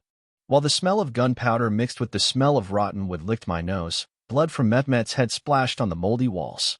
Breathing heavily, I climbed the steps without even looking back. The dim lights of the gas lamps burning between the floors illuminated the building, although they flickered from time to time. When I went upstairs, there was no one there. My eyes fell on the door in front of me, with its embroidered doors tightly closed and Ali Riza written on the side. I put the bullet into the barrel of my revolver and leaned against the door. When I slowly lowered the doorknob, The window with its open shutters turned the empty chair. Day 1. In the evening. Hello, Irva. The sun was trying to seep into my room through the tulle curtains. Ash-colored clouds still dominated the sky as stacks of them hit my wooden table. I was alone, as always, with myself, listening to my own voice, filling the empty pages in front of me. The absence of you stuck in the middle of my heart like a powerful dagger and brought tears to my eyes. It hurt me so much that you were not with me in the room of my house, which embraced me in these cold days and inspired me to write. Love means thinking about her even when you die. Even if you know you can't be with her, Grandma Paloma used to say. That's how I loved you. You will always live in the depths of my heart. I left my novel unfinished in the hotel room and picked up my pen. Your longing brought tears to my eyes and squeezed my heart. I don't know what to write. My longing for you, my love, my resentment, my anger. I don't know which one to write about. My only crime was loving my country. Maybe my only crime was loving you to death. Maybe I don't know either. We will make a revolution. We will light these sparks all over the country with the real fire in our hearts. I miss your brown hair flowing in foam on my shoulders, your eyes squinting while looking at me, your nose red from the cold, and the handkerchief with your scent on it so much that there is no way to describe it. While looking at the gloomy sky on moonless nights, I talked to your dream for a long time. These letters may be longer than your notes, but I believe you will keep them for a lifetime. My dreams, ideas, future, and ideals are falling apart along with my body. Sometimes I want to take the revolver waiting for me in my drawer and end my life, but I know that soldiers will shoot me as a traitor on a deserted street of Ateş. Don't worry, Ralph hasn't lost anything from his crazy heart. The sad end of this crazy heart fighting between revolution and love is near, but I can't accept it. I don't want to die without seeing you, without looking into your eyes. My rank was reduced, but it was as if thousands of stars were stuck in my heart. Nothing stood in my way. I would just have to be a little ruthless. While the freezing cold hit our faces like a slap, the sweat that accumulated on our foreheads while running would warm us. I am far from everything. Everything is far from me. Your handkerchief washed with your beautiful scent, and the note from your hands are with me. As if I am alive for them, as if they are the only thing connecting me to this life. Don't be sad. Your love is more burning than the revolution, Ralph. I was distracted by what Grandma Paloma said. As I squeezed the pen in my palm, I felt the sweat seeping through my fingers. Maybe I will never see him. Maybe he will always be with you. Her wavy white hair, freed from her writing, covered her wrinkled forehead. How will it be? Your love has never lost you. Where does this despair come from? I will be a prisoner of the bullet coming out of the barrel of a gun. They will handcuff my arm. They will imprison my soul in a dark dungeon. I will always worry about being without you, not about my death. While Grandma Paloma looked at me with pitiful eyes, the tears that fell from my eyes dripped onto the paper. Part 2. The wind blowing through the open blinds in the empty room was licking my face. I felt a strong hand on my shoulder and a tired breath on my neck. When I turned back with concern, Saysavar was looking at me with her misty eyes. Ralph Pasha, there is no Ali Riza, he said, maintaining the calmness in his voice.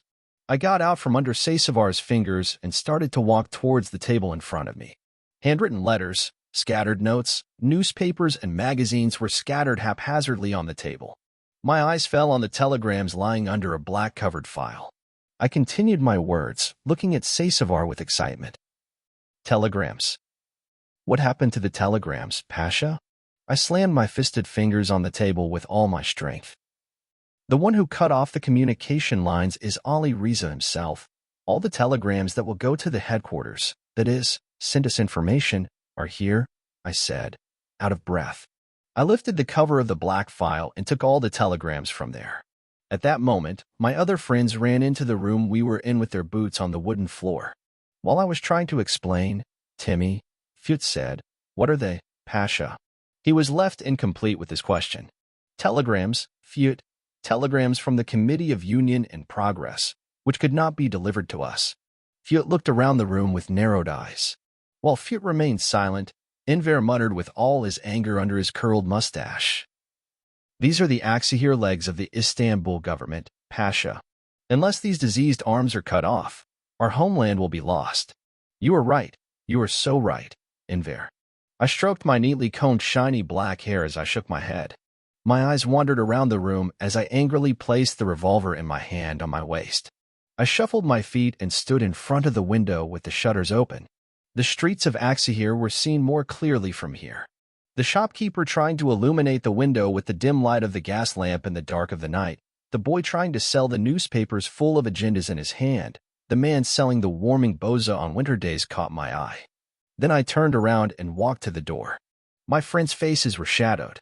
They continued to stare at me without changing the calm expression on their faces. Without making a fuss, I went down the creaking steps. While the men lying on the ground filled the lobby, the crackling of the loudly burning stove involuntarily reached my ears. Jumping over Mehmet, the writer of the newspaper, who was lying on the ground covered in blood, I stood at the black typewriter and quickly pulled out the paper and started reading. The free days of Aksahir and the homeland are approaching. Saysavar, hearing me reading aloud, continued his words with his angry eyes. Come on from there. Come, hand over your homeland to the British and Greeks, and then you'll have free days. The heat of the burning stove in the lobby burned my face. I wiped the sweat beads from my cheeks to my neck with the back of my hand and threw the crumpled paper into the burning stove. I buried my head in my fuzzy-edged cardigan, and when I turned off the pale oil lamp burning on the wall, the newspaper's lobby was in pitch darkness. I slowly opened the door and a steely cold licked my skin. I had goosebumps and felt cold. Masses of snow accumulated on the edges of the stone pavements, making it difficult for us to walk. While shopkeepers were lowering the shutters of their shops, women with veiled faces were trying to get home. The weather was getting darker and the cold was evident. The evening call to prayer echoed from the minaret of the Grand Mosque, and a few people wearing red fezzes ran to the mosque, ignoring the snow on the ground. As I put my hands in my pockets and walked calmly, I was distracted by Sesmi's voice. What will happen to the bodies, Rauf Pasha? Pro-Sultanist Ali Riza will understand that this is a threat. As my voice grew louder, my bright eyes under my arched eyebrows narrowed. Of course my Pasha will understand, but it only takes one of his articles in the Hukmu Irade newspaper to arouse the public and unleash it on us. Well, Ali Riza will do this too, Saysavar continued. I watched them watching me in astonishment. Without changing the calm and cold expression on my face, I clenched my fingers, flushed and trembling from the cold, into fists and let out a strong breath accompanied by smoke. If he trusts his newspaper, to what day do we, as the Committee of Union and Progress, stand? We will cheer every corner of Aksahir and explain that no one can save this beautiful country other than the sovereignty of the people. The warmth in the hearts of the people will erase the ink from a helpless newspaper. The expression on my friends' faces changed, and they smiled with a confident expression. Enver said decisively while rubbing his curled mustache, white from the snow. Then we will continue our struggle, he said. Our struggle will be for this country. We will kill if necessary. We will die if necessary. There is no other way out. As long as this life is in this body, I cannot tie my hands and wait for the decisions to come from the Istanbul government. I will ignore those who ignore me. Everything will be for my country. I wanted to shout these words, but the British soldiers standing on the sidewalk corners prevented me from doing so. May God help us, Pasha, said Silüet, without taking his harsh gaze off me. Amen, amen, Silüet. After taking a last look at the newspaper building with its shutters closed, I stepped further down the street. The orange lights shining from the sides of the street cast the silhouettes of snowflakes onto the stone pavements. Let's disperse, I added. My friends, checking the guns on their waists, disappeared in the deserted and dark corners of the narrow streets. With hopeless eyes shining under the dying moonlight, I started to walk towards my house. It was as if I had always felt her absence in my heart since I met Erva. I felt dead every moment she was not with me. Was this what love was? Was it to make love immortal? While I was muttering to myself, I was trying to make up for her lack by imagining her brown hair falling foamy over her shoulders. While the snow was falling on me as if it were blowing on me, I stood in front of my house with red bay windows and watched the street with misty eyes. British guards passed by with rifles hanging around their necks. Without making a fuss, I walked up the snow-covered stairs and inserted the key into the door, and as I turned it once, I felt warm breath on the back of my neck. He came close to me by trampling the snow and stood right behind me, my eyebrows knitted and my forehead wrinkled. When I opened the door and turned around out of the corner of my eye, he was watching me in his dark green uniform, stretching his lips that resembled a thin line under his mustache that harmonized with his well-formed face. and smoke was coming out of his mouth and nose with every breath he took. Despite his middle age, the wrinkles on his face made him look younger. "Who are you? What are you doing in front of my house?" My hand involuntarily moved to the revolver on my waist. My eyes were flashing and my gaze became serious. As if to annoy me, his cold, dry lips curled up, and he stroked his mustache and laughed with his voice thick with cigarettes. "Why are you laughing? Who are you?" I said, pulling the revolver on my waist towards the man.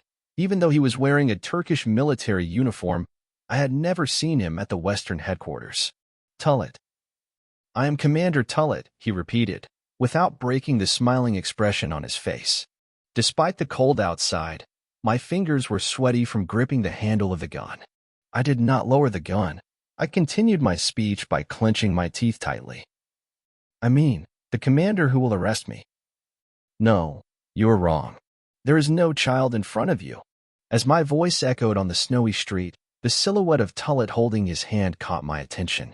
When he bowed his head, his serious face turned into a silhouette. I want to arrest you." "Ralph, Commander." My fingers loosened from the grip of the gun. "Yes, the arrest warrant was given to me by the Istanbul government, but I cannot handcuff your hands in this glorious struggle for our homeland. I stand on the path of union and progress, opposing the entire Sultanate. I am with you, Ralph Pasha." As the dry cold licked my skin, my eyes misted.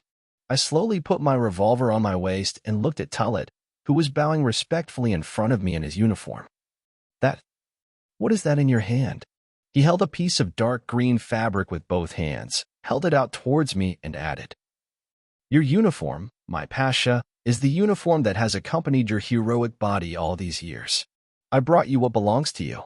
I went down the steps with excitement, hugged my uniform, and buried my head in it. My naive body was left in sobs as the tears flowing from my eyes soaked the dark green linen fabric. For a while, I shed tears on my uniform, ignoring the cold outside. A shaky and bony hand touched my shoulder. "Are you okay, Ralph Pasha?" "I'm fine." "I'm fine, Tullet," I said, wiping my tears with the heel of my hand. As I took my uniform from Tullet's hand, I was still shedding tears, while Tullet was looking around with suspicious and afraid eyes. I said, "I swear by this uniform that we will rejuvenate this country, and we will never leave the love of the sea to the rain. With your permission, I will go, Pasha. I will come back to you tomorrow. There are British and Greek patrols everywhere. Don't stay here any longer. Go inside," he said. Then his eyes under his arched eyebrows wandered around the bay window of my house. He started to walk towards the other end of the snowy street, releasing smoke from his mouth and nose. "Tullet," I shouted after him, and he looked at me with his sparkling eyes over his shoulder covered with snowflakes. "Here you go, Pasha. Thank you for everything." He smiled with his lips curling, revealing his satisfaction. "What do you mean, Pasha? It is an honor to be with you." He crushed the snow under his feet with his boots and disappeared under the pale street lamp. I looked with misty eyes at my uniform, which was lying on my shaky fingers. I felt cold as I inhaled the scent on it, so I ran inside and sat by the fireplace. When I put my uniform on the cream-colored armchair opposite me, I was trying to warm up with the crackling fire. I rubbed my hands while the gas lamp was burning dimly, almost extinguished. While I was watching the snow fall through the bay window covered with a tulle curtain, I slowly sat up from my chair and felt an uncomfortable tightness in my chest. I couldn't swallow and breathed hard, picked up the piece of green linen fabric from where it was like a baby, and stepped towards the wooden nightstand next to my bed. The moonlight hitting the narrow and gloomy streets of Aksahir was leaking through the tulle curtains and onto my snow-white sheets. I sat on the edge of my bed, blocking out the gloomy light. While my eyes were misting, I slowly opened the creaking drawer, and while the smell of straw yellow note paper was reaching my nose, I took Irva's handkerchief in my hand. I brought it to my nose and inhaled its scent deeply. I could not understand what had happened to me. I wasn't in my right mind. Maybe love meant thinking about her eyes and being happy even in the middle of a bitter war. I folded the snow-white and embroidered handkerchief with great care, placed it on my uniform, and put both of them in the drawer. I slowly closed the creaking wooden drawer, as if I didn't want to hurt Irva inside the drawer. "I found you in the middle of pain. I don't want to erase you from my heart at once," I whispered through my teeth and laid my tired body on my soft bed. My eyelids closed in endless darkness, and I fell into a deep sleep with the crackling sounds coming from the fireplace on a cold, snowy Axahir night. While the snow was falling on Axahir, it trapped all the noise and remained at the forefront with its beauty. A strong orange light filtered in through my windows, whose tulle curtains were tightly closed. While I was squinting my closed eyes and feeling the sweat running down my forehead, a loud explosion shook the whole house along with my body. My ears were ringing as painful screams rose, and ashen smoke was covering everywhere. I had fallen off my bed and hit my knees on the hard wooden floor of my house. My headache joined the ringing in my ears. I forced my eyes open and burst into coughing. When I stood up, the fires all around me were burning my misty eyes. "Bomb," I whispered through my dry lips. As soon as I got over the shock, I looked around me carefully. There was no damage to my house. As I ran to the window, I saw that many houses on the street were damaged. The flying pieces burst into flames on the white snow. I coughed one last time, feeling the ashy smoke rising in my lungs. "Irva," I whispered again. At that moment, the armored jeeps of the British and Greeks were roaring past, the people writhing in pain as if nothing had happened. I got dressed and ran downstairs. When I opened the wooden door, people were desperately crying over their ruined houses. While my heart was pounding, I looked behind the jeeps with my frowning eyes. Gone, our home, our hopes, our only home are gone. I heard a tearful voice, and when I turned my misty eyes back, a middle-aged man was sobbing. I held her shoulder and wiped her tears with the back of my hand. I wanted to say a few words, ignoring the cold outside, but the words got stuck in my throat. "Fear. Don't be afraid. Axahir will blossom again in our hands. We will laugh in these streets again. But as long as you are patient and strong, do not surrender yourself. Resist with all your strength. They are strong. They have powerful weapons, Mr. Ralph. Is it that easy to resist?" He looked at me with a mocking look from under his eyes. I forced my trembling fingers over his heart and continued. "Look, you have a heart too. Of course, there will be a light in every darkness." Then I turned quickly and ran with staggering steps, not knowing where I was going. I saw an elegant woman's body lying lifeless under the stone gutter extending from the corner of the bay-windowed houses where two narrow streets intersected to the crushed stone street. Her wavy brown hair was scattered on the snow with the brutal blackness of gunpowder, and her hands and feet were hopelessly spread out. The embroidered dress covering her body made her appear as a silhouette at the end of the gloomy street. Please, Irva, don't do this to me." I pushed the people around me and sat next to the female body lying on the ground. As I was about to slowly turn the body and open the gauze, a loud sound echoed in my ears. I turned my head left and right, and my eyes felt like they were going to close. Sweat was streaming down my forehead and flowing down to my neck, and as the sound was getting louder, I woke up from my bed, out of breath. While my confused gaze was wandering around the bay window with its curtains closed, I was still under the influence of the dream I had seen. My heart was pounding out of its place. The sound echoing mercilessly in my ears was my door knocking insistently. I stood up, picking up the snow-white sheet that had accumulated at my feet, and as I was going down the creaking steps, I said something to the person who had been waiting for me for a long time. I came. When I opened the door, Sesavar was breathing into her hands, which she held to the tip of her red nose, and was shaking. When he saw me in front of him, he straightened up and nodded in greeting, the tips of his curled mustache turning white with frost. "Have a good day, Ralph Pasha."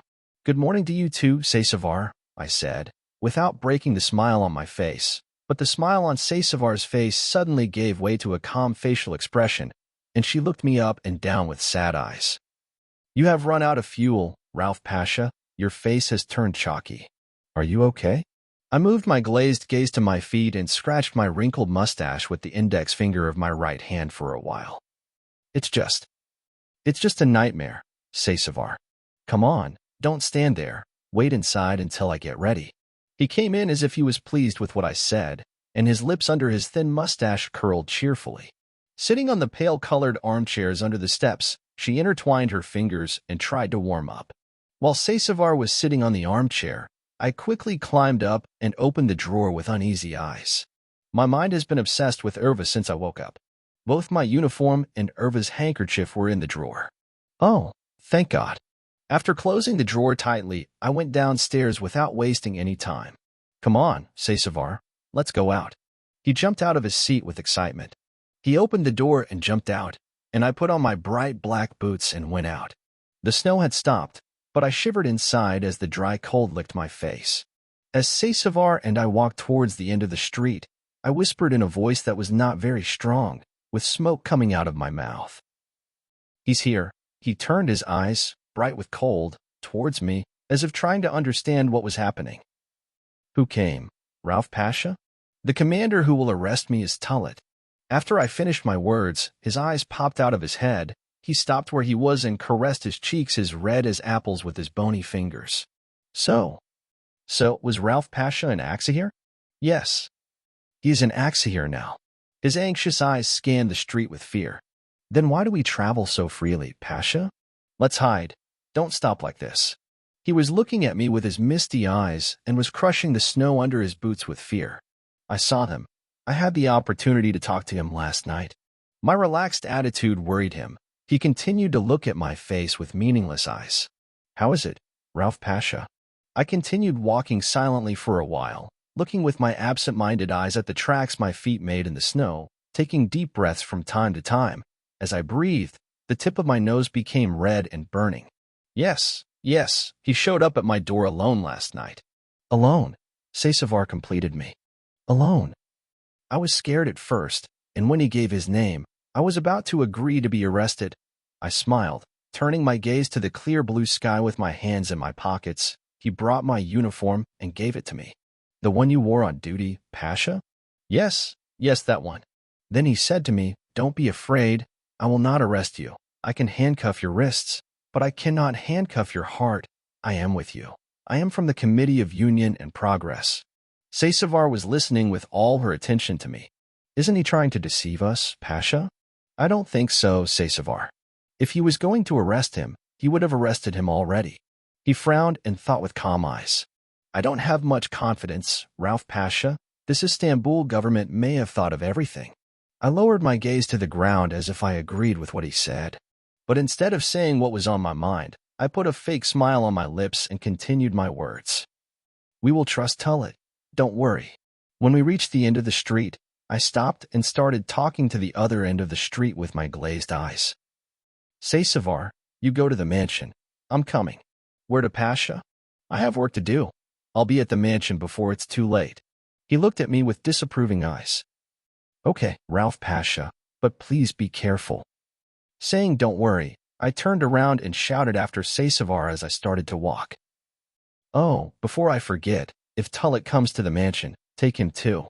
While nodding his head as if to say yes, he disappeared among the houses with bay windows. As I approached Erva's house with rapid steps, my excitement to see her was increasing. When I saw the British soldiers coming out of the shop next to me, my hand involuntarily reached for my revolver. They walked away after watching me with serious eyes from under their caps. When I arrived in front of Erva's house, I took quick breaths and tried to calm myself down. After placing the revolver on my waist, the pistol grip of which was visible, I climbed the stone steps and gathered all my courage and knocked on the door. I waited silently for a while, and just as I was about to start feeling worried, I heard the creak of the wooden steps. As the wooden door creaked open, Erva spoke in her weak voice without taking her head out of the door. Who are you? It's me. It's me, Erva, Rauf, I said with pleasure. R.A. Rauf, I wasn't expecting you at all, he said, opening the door and throwing his delicate body into my arms. While burying my head in his neck, I deeply inhaled the scent of his hair flowing foamily on his shoulder. This is what love is like. It appears before you when you least expect it, at an unexpected time, and you are confused about what to do. Do you have any choice other than being addicted to her smiles? Of course not. While he was caressing my arms, he was looking into my sparkling eyes with his smiling eyes. It would be better if it was just her smile. You would be completely dependent on her heart. I watched Erva as if time stood still. Come on, get something to eat and let's have something hot to drink. What do you say? Isn't it dangerous for you? My lips curled under my mustache. It won't. This heart needs you. Wait for me here. Will I get cold? He said and jumped inside like a gazelle. Soon, she appeared from behind the open ornate wooden door. Let's go, Rauf. Her curved lips, which complemented her small nose, smiled cheerfully. At that moment, I was smiling, forgetting the painful state of my homeland. And every time I looked at it, my heart was pounding. As we walked side by side with quick steps, I felt warmth between my fingers. When I moved my gaze down without showing it, Irva's dry and bony fingers grasped my hand. I reacted the same way and continued. Your hand. Let your hand be warm. You were so kind, he whispered, interlocking my fingers tightly between his, as we walked down the narrow street covered with white snow like a quilt. We stopped in front of a cute patisserie whose windows were decorated with colorful candies. Turning my gaze to him. How about here? I asked. That would be nice. He grabbed my wrist and pulled me. Seeing Irva happy made me happy too. When I opened the door of the patisserie, the bell on the door echoed in my ear. Behind the marble counter, a fat man with an apron tied to his front, hair thinning in the middle of his head, and the buttons of his shirt barely fastened on his belly, turned to us, shaking the flour from his ruddy cheeks. Here you go. Welcome, sir. Welcome. Do you have any free seats? Of course. Go to the window, he said, pointing with his sausage-like fingers to the table surrounded by iron-legged chairs at the edge of the ornate glass display case. We walked to the table, shaking our heads at the chubby man. After pulling out Irva's chair and giving her space, I sat down on the chair opposite her. The chubby man, breathing heavily, walked around the marble counter and took off his flour-soaked apron and came to us. What will you buy, sir? Said. At that moment, the pleasant aroma of the orchid flower mixed with the smell of boiling milk entered my nose, and I inhaled the scent deeply and added, Oh, it's delicious. We'll buy some salad with lots of cinnamon. I shyly took my eyes off the man and turned to Irva. Well? I didn't ask you, but you drink salad, right? I would faint in this freezing cold winter sky, he said, without ever losing the smile on his face. As the chubby man stepped into the golden salad bowl, leaving a pleasant orchid scent behind, I turned my gaze to Irva again. You wouldn't normally come by me in the morning, but what's the matter? With a quick sleight of hand, I grabbed his red hands lying on the table. I continued speaking, looking into his sparkling eyes under his eyebrows stretched like a bow. Say, I saw you in my dream. My voice was shaking and my eyes were misty. Me? A deep happiness was evident in his astonished eyes. How did you see? I couldn't swallow when I asked.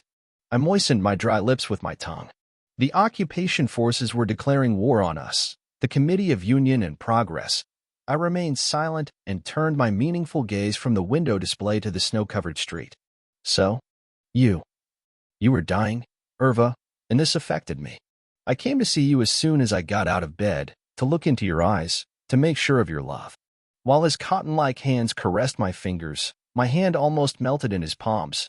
I inhaled the lavender scent emanating from her skin. I will never stop loving both you and Ateş, Ralph. I'm glad I fell in love with you. At this time, you passed in front of me by hiding all the evil. You brought light to my life with your eyes. I knew a heroic commander who wrote a novel. While clenching my teeth together, I bent my eyes forward and sobbed inwardly, shedding a few drops of tears. What a commander! I said sarcastically. The star torn from your collar does not mean anything, Ralph. Your heart right here still beats for your beautiful homeland. For Ateş, you are still a heroic commander, he said, placing his shaky fingers tightly over my heart. Is it really so? I added in an unsure tone. At that moment, when I turned my gaze back to the glass showcase, the snow continued to fall in flakes on the crushed stone streets of Ateş. Of course, I want to drink this hot salad with you. After our homeland, Ateş, is liberated from the hands of these enemies, while your books are standing in a corner. As my eyes misted, I covered my mouth with my fingers and tried hard not to cry. I love you, Irva, like being caught in a storm in the middle of the sea. I love you even if we are at war. Another crime of this crazy unionist heart of mine is to love you, I said and hugged him tightly. While breathing his scent into my lungs, he spoke through his teeth. Ralph. Sir Irva? Our salads are getting cold, he said, smiling. As I slowly left his arms, I felt the happiness of looking into his eyes. I had already forgotten the painful nightmare I had.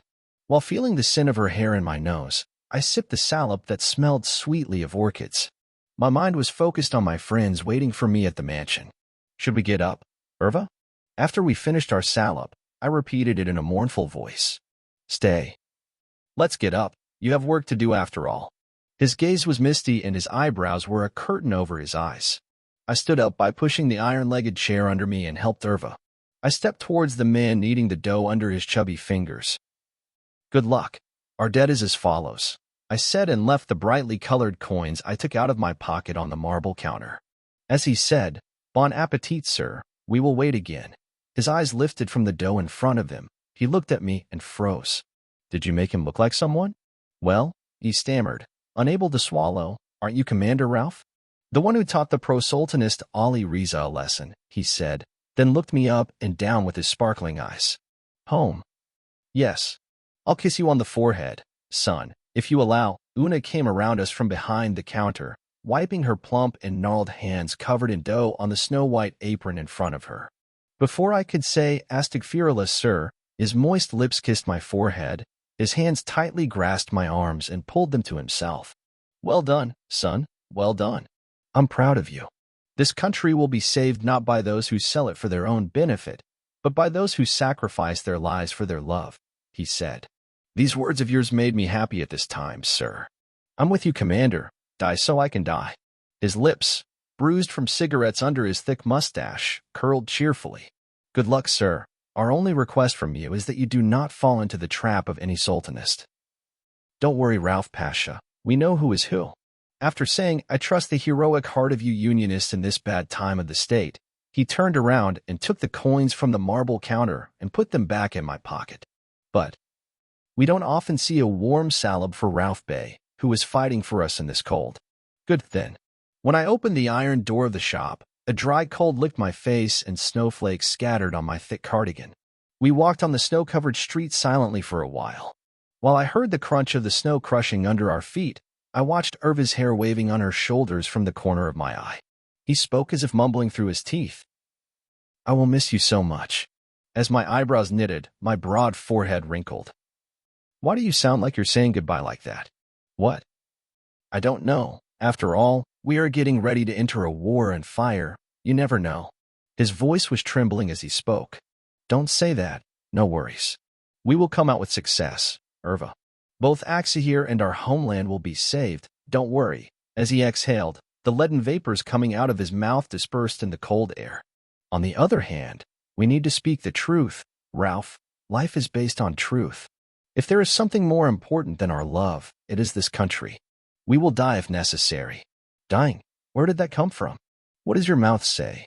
His face was shadowed as he lowered his sad and calm gaze to the ground. Yes, we will put up a fight, but don't think badly. Our seeds of love have been planted in the ground, waiting to sprout, I said, holding her fingers, which were red from the cold, with a delicate move. Our love was planted on this land. When we become prosperous, it will become a plane tree. Then I will look into your eyes to my heart's content. I will hug you tightly, never to be separated again, he said, his lips curling under his small nose and his prominent cheeks turning red. Oh, well, hope saves a love, as long as you want it, I said. Then I remained silent and looked into his eyes for a while. Come in, don't be cold anymore. While her brightly colored hair was falling into foam on my shoulders, and I was breathing in the scent of her hair, she left me, climbed the stone steps of her house and entered. I stood there for a while, watching the facade of his house, and as my steps pulled me back, I walked down the snow-covered street towards the mansion. As I turned the corner of the Ulu Mosque, I saw a silhouette approaching the building at the other end of the street. He was approaching with smooth steps, his hands in his pockets, his heart-covered head bowed forward. We approached the building in silence, with flakes of snow blowing onto our thick coats. As soon as Silhouette took his hands out of his pockets and raised his heart-covered head, I realized that this person was Tullet, and I felt unnecessary anxiety. After he recognized me in the falling snow, he stopped in front of the wooden door and started waiting for me as if he was protecting his respect. He greeted me by rubbing his cold red nose with his fingers as he took his hands out of his pockets. Good morning, Tullet. Good morning, Ralph Pasha. I put my shaky fingers on his shoulder and looked into his eyes. Let's go inside. Don't get cold anymore. I knocked on the door with strong fists. A pair of boots rushed towards the door, and the wooden door creaked open. I saw Enver's lips curling under his mustache, and he slowly walked away from the door. Come on, Pasha. We were waiting for you too. When we entered the ground floor of the mansion, shivering from the cold, we shook off the snow that accumulated on us. Enver slowly closed the door behind us and greeted us. "Welcome, Pasha." "Welcome, Enver." Enver placed his wire-rimmed glasses on his nose with the index finger of his right hand. "Who is Sir, Pasha?" Tullet, I said in a shy voice. Tullet. Tullet, my Pasha? He turned his meaningless gaze towards Tullet while his face was shadowed. "Yes, Tullet," I said, maintaining my calm. "But Pasha, he is the person assigned to arrest you." He remained silent for a while and looked Tullet up and down.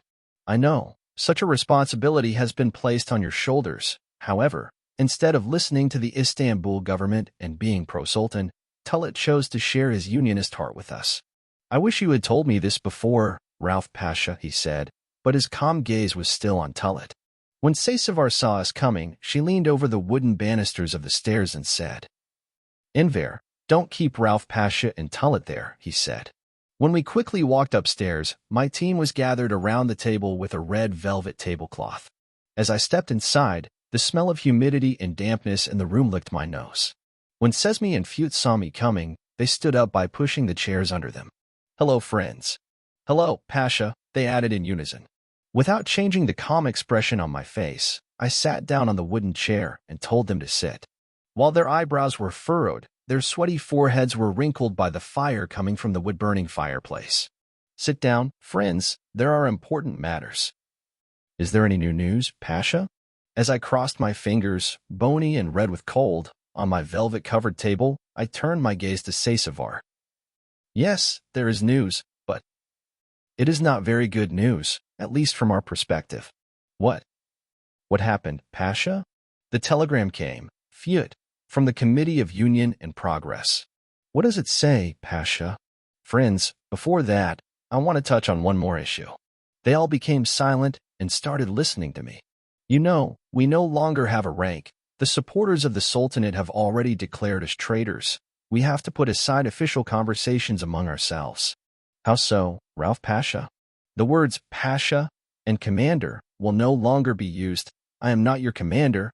I am a unionist comrade with a love of homeland and revolution in his heart." But Saysavar started to rebel. "No, Saysavar.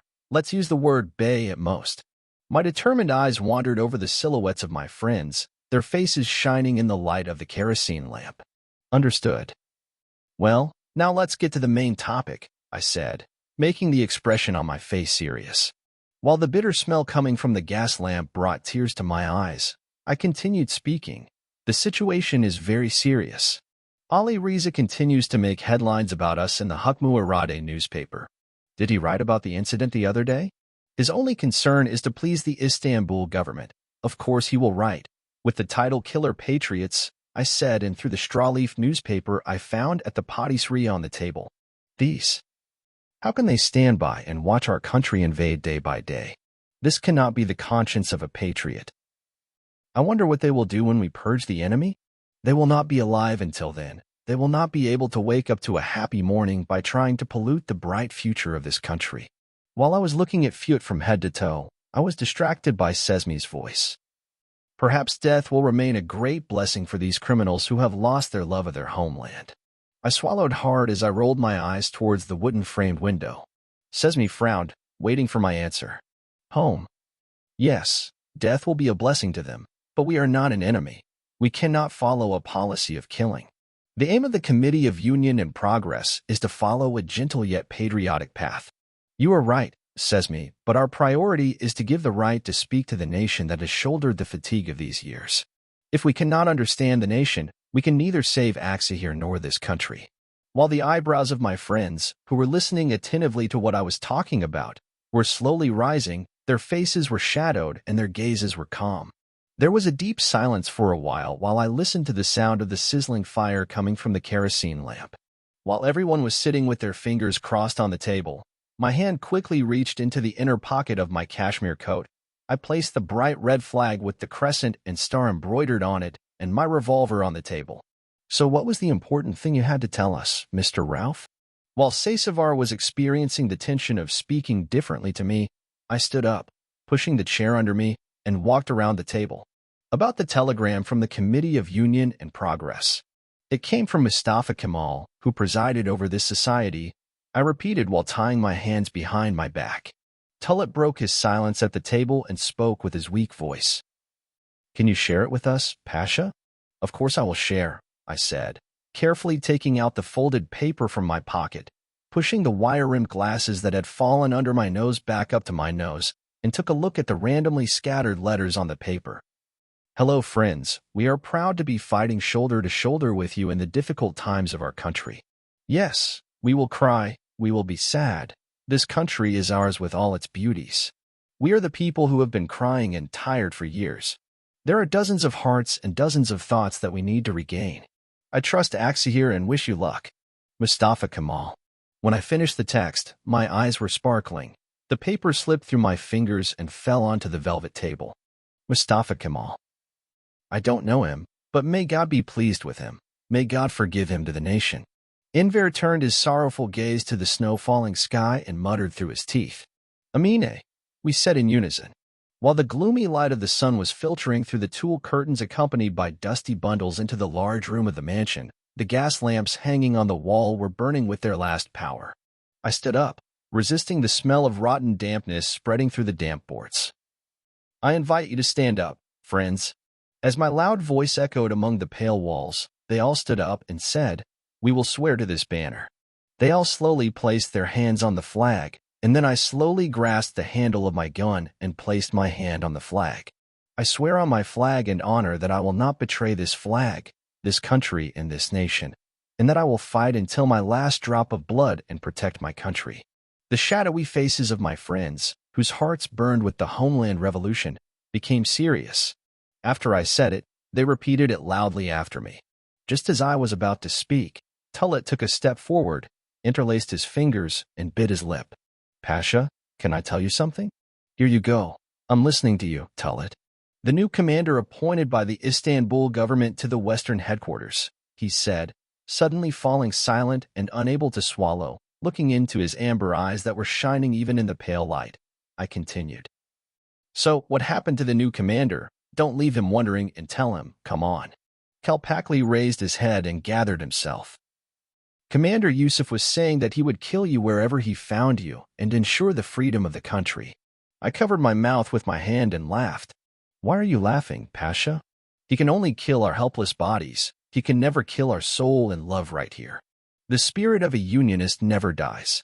I put my hand on my heart and looked into her eyes. While her cheeks were turning red, only the sound of her breathing could be heard. As the pale sun outside disappeared through the ashen clouds, the flickering oil lamp on the wall illuminated the dim room. I slowly folded the red flag on the table, put it in my pocket, and tucked the gun into my waist. Friends, the enemy is at the door. Italians are landing in Konya and its surroundings. They are advancing towards Aksahir.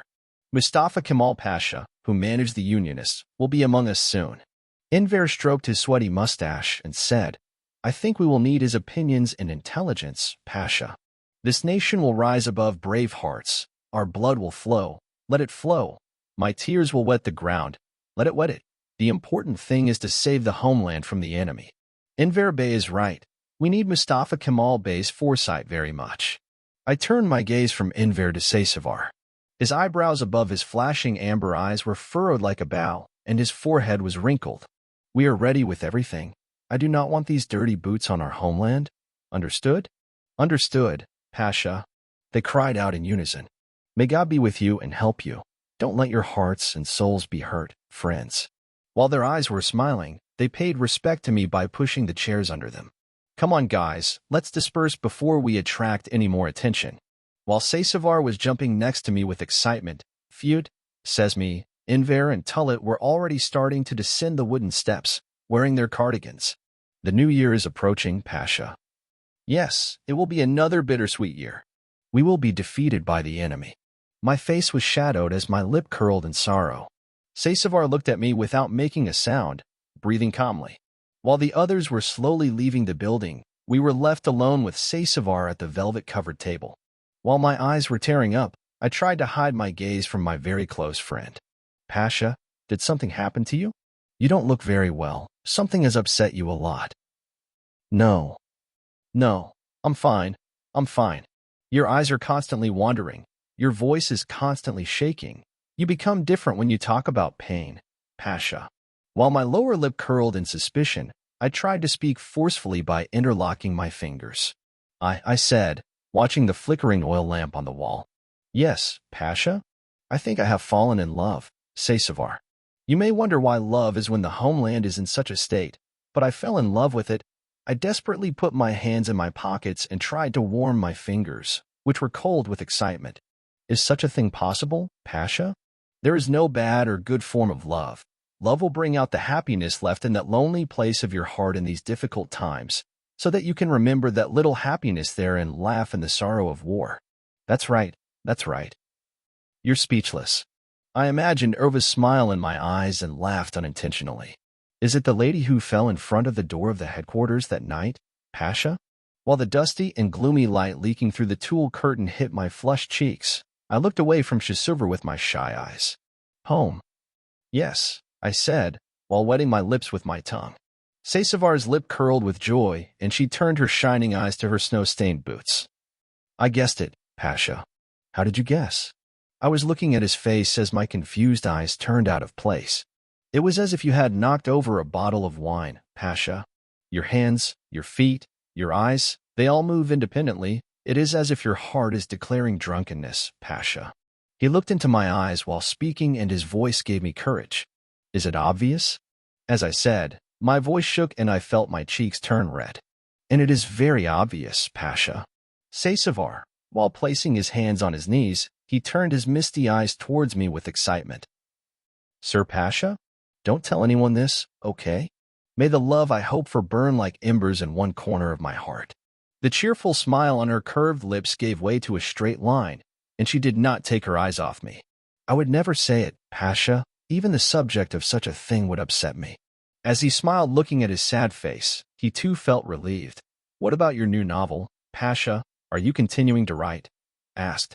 After hearing the sound of the doors closing on the lower floor of the mansion, I continued speaking. Even though it has slowed down a bit, yes, I continue. I clenched my fingers and remained silent. Believe me, Pasha, it will be a very good novel, and the fact that it was written under difficult conditions will add a special sanctity to it, just like your love in difficult times. Come on, let's go too, before it's too late. The Italians have surrounded the city. We stood up, pushing the chairs under us. After turning off the gas lamps on the damp wall, the room became completely dim. The gloom of the ashen clouds in the air filtered through the tulle curtain and fell on the wide table. Breathing in the damp smell in the room for the last time, I went down the wooden stairs, my leather boots literally hitting the creaking steps. When I opened the big embroidered door, a bitter and steely cold licked my face, giving me goosebumps, and I buried my head in the collar of my thick cardigan. Sasavar came to me after me, locking the door. As I lazily walked towards the end of the street, I whispered through my teeth. Do you smoke? While his eyebrows were furrowed, he looked at me helplessly with his distressed gaze.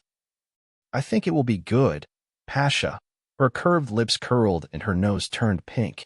I took a silver cigarette case from the inside pocket of my thick, fuzzy, and heavy cardigan, put it between my lips, and handed it to Sasavar. After shakily and shyly taking one of the orange-bottomed cigarettes, I closed the lid of the tray and put it back in my pocket. How beautiful is your Pasha, your tray. The new year is approaching, Pasha. Yes, it will be another bittersweet year. We will be defeated by the enemy. My face was shadowed as my lip curled in sorrow. Sasavar looked at me without making a sound, breathing calmly. While the others were slowly leaving the building, we were left alone with Sasavar at the velvet-covered table.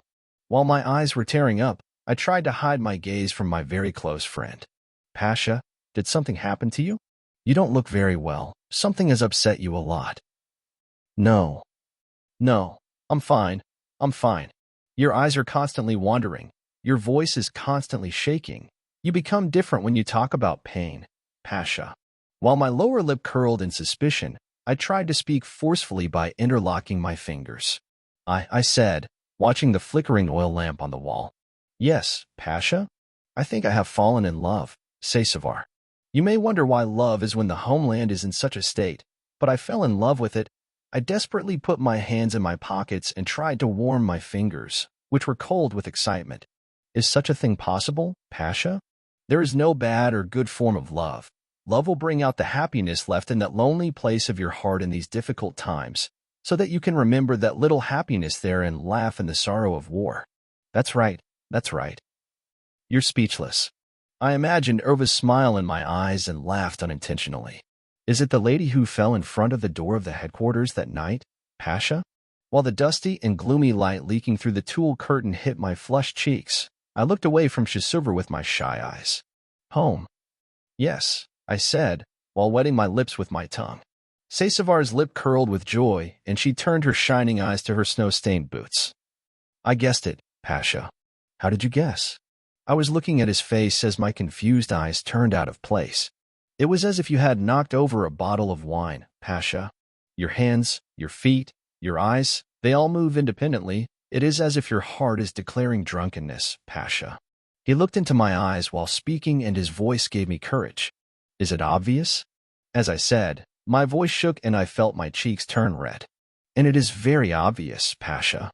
Sesavar, while placing his hands on his knees, he turned his misty eyes towards me with excitement. Sir Pasha? Don't tell anyone this, okay? May the love I hope for burn like embers in one corner of my heart. The cheerful smile on her curved lips gave way to a straight line, and she did not take her eyes off me. I would never say it, Pasha. Even the subject of such a thing would upset me. As he smiled looking at his sad face, he too felt relieved. What about your new novel, Pasha? Are you continuing to write? Asked. After hearing the sound of the doors closing on the lower floor of the mansion, I continued speaking. Even though it has slowed down a bit, yes, I continue. I clenched my fingers and remained silent.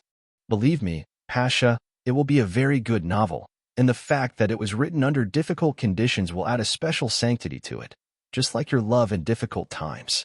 Come on, let's go too, before it's too late. The Italians have surrounded the city. We stood up, pushing the chairs under us. After turning off the gas lamps on the damp wall, the room became completely dim. The gloom of the ashen clouds and the air filtered through the tulle curtain and fell on the wide table. Breathing in the damp smell in the room for the last time, I went down the wooden stairs, my leather boots literally hitting the creaking steps. When I opened the big embroidered door, a bitter and steely cold licked my face, giving me goosebumps, and I buried my head in the collar of my thick cardigan. Sesavar came to me after me, locking the door. As I lazily walked towards the end of the street, I whispered through my teeth. Do you smoke? While his eyebrows were furrowed, he looked at me helplessly with his distressed gaze. I think it will be good, Pasha. Her curved lips curled and her nose turned pink. I took a silver cigarette case from the inside pocket of my thick, fuzzy, and heavy cardigan, put it between my lips, and handed it to Sesavar. After shakily and shyly taking one of the orange-bottomed cigarettes, I closed the lid of the tray and put it back in my pocket. How beautiful is your Pasha, your tray, Ni Parson Boyle of Lat. I was startled by his voice. Instead of me kissing your hand, you kiss my hand. Astagfirullah, sir, can such a thing happen? The homeland is entrusted to you. I am here today, gone tomorrow, but the future expects something from you. Let final decisions never bind your heart or bind the love of the country in your heart. My eyes were sparkling as I bowed my heart-shaped head. May God give you strength. Can I learn your name? As his thin lip curled downwards, he pushed the snow accumulated under his stitched sandals into the stone gutter in front of the shop. Sinan. I'm glad, Uncle Sinan. I hope to be free on these streets soon. He did not raise his gaze from the ground while looking at his sparsely haired head. Amine. Come on, don't wait. Get out of here before those degenerates arrive. I felt his shaky fingers on my shoulder. We continued walking towards the end of the street, smiling at him while looking into his full eyes. After walking for a while without speaking, Sesavar's voice broke the silence. Did you see, Pasha? The spirit of the Committee of Union and Progress has already begun to blossom. This nation will believe in us, as long as we are on the right path. He was looking at me with proud eyes, while his glasses on his thin nose were fogging up. We are really starting to win hearts, but the Istanbul government is making our job more difficult with every move we make. As I sighed in distress, I stared at the tips of my leather boots. Our nation will understand who is what, who did what with whom. Don't worry, Sesavar. My house with its red bay window appeared at the end of the street, and I was shivering from the cold, burying my head deeper into my cardigan each time. While there was a deep silence, I heard the sound of dogs barking in the back streets of Ateş. I felt goosebumps, and I lowered my gaze to the ground again to make sure of the sound of boots stepping on the snow. A silhouette passed before my eyes, the wooden handle of a rifle pressed against my neck and pulled me back with all its might. While I was having difficulty breathing, I staggered back, unable to resist the force pressing on me from behind. I heard Saysavar's voice saying Ralph Pasha, and saw him fall to the ground in the same way. As my face was shadowed, a curtain appeared in front of my misty eyes. A loud voice was literally shouting, "Die." When I quickly pulled the arm that was pressing me with all its strength, there was an Italian flag on the pale cream-colored uniform. Holding my breath, I hung on the butt of the rifle. As he fell to the ground with the soldier behind me, I punched him hard in the middle of his face, dyeing the blood under my feet red. The smell of tobacco coming from his thin lips under his blonde mustache disturbed me. While the enemy soldier was writhing on the ground, I gave a strong kick to the plump soldier struggling on top of Saysavar. Saysavar held his throat with his hand and stood up from the snow. After crawling on the ground, the plump man found the rifle lost in the snow on the stone pavement and pointed it at me. After clenching my teeth together and squeezing them together, I tasted the heavy taste of blood flowing in thin channels from the top of my tongue to my lips. I opened a hole in the chubby soldier's forehead with the revolver I took from my waist. As the smell of gunpowder coming from the tip of my gun mixed with the smell of blood, I turned my angry gaze towards the other enemy soldier. "What was your purpose?" He said, wiping the blood from the corner of his mouth. "What are we?" The snowy streets groaned with the voice of Saysavar. "We were going to kill you," he whispered and sprayed the blood flowing between his teeth. "Who gave you this order?" "Yes, Commander Yusuf." He spoke in broken Turkish. When we came face to face with Saysavar, our saddened looks, without speaking, brought tears to our eyes. With all due respect, it is my duty to break that hand that is an enemy of honor and is reaching out to this country. While the loud sound echoing from my revolver made the birds landing on the fountain of the Grand Mosque take off, we left the Italian soldiers and ran away. My heart was pounding as we threw ourselves into the stairwell of my house. As I closed the ornate wooden door of my house behind us, the creak echoed between the wooden steps. The smell of dampness and humidity coming from my airless house combined with the oil of the kerosene lamp to create an unbearable smell. "How long will this continue, Ralph Pasha?" My eyebrows knitted and my fingers trembled. "Until we see real support, Saysavar, until we find real support." I took off my cardigan with melting snowflakes and hung it up, and freed my fingers from the black leather glove. Second day night. "Hello, Irva." While the smoke from my cigarette in the ashtray was blowing bitterly into my nose, I was still thinking about my novel. I stared out the window with my increasingly shadowy eyes. The snow stopped, and the streets of Ateş surrendered to bitter cold.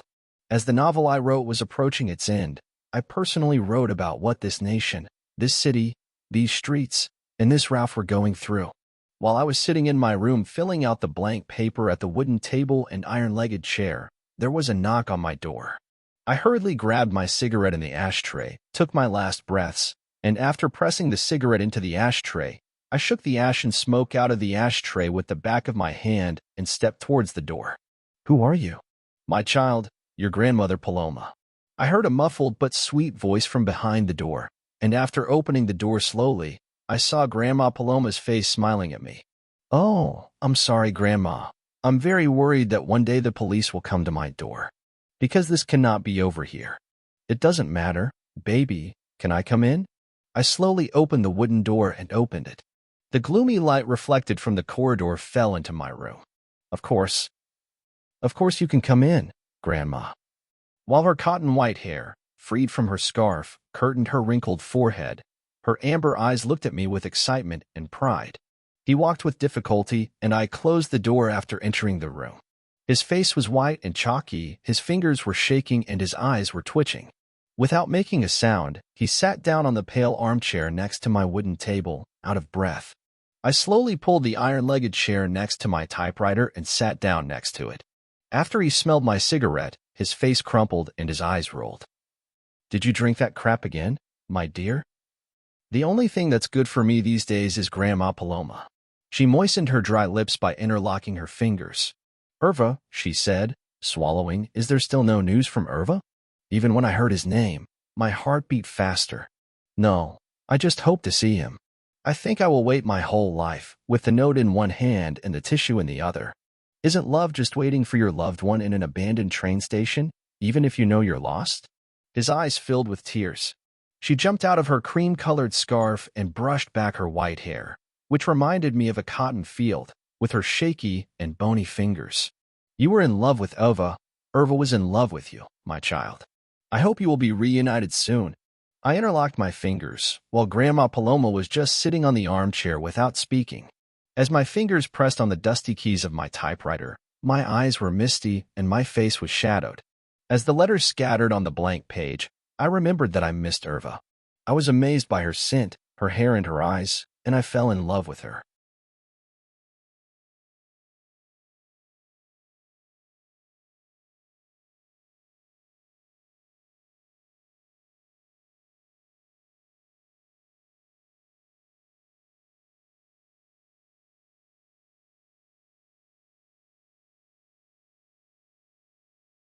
Part 3. While the sound of music coming from the crackling radio filled my ears, I drank the gum-white alcohol remaining at the bottom of my glass with great pleasure and placed the oily glass on the table. Don't touch it, Ralph Pasha. When I raised my gaze, Saysavar was just looking at me with her sparkling eyes. It won't touch, I whispered through my teeth. I am drunk with the love of my country.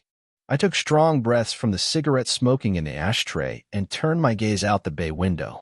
The lamps burning in the streets were falling on the snow, covering the city like a quilt. I listened to Saysavar's distressed breathing.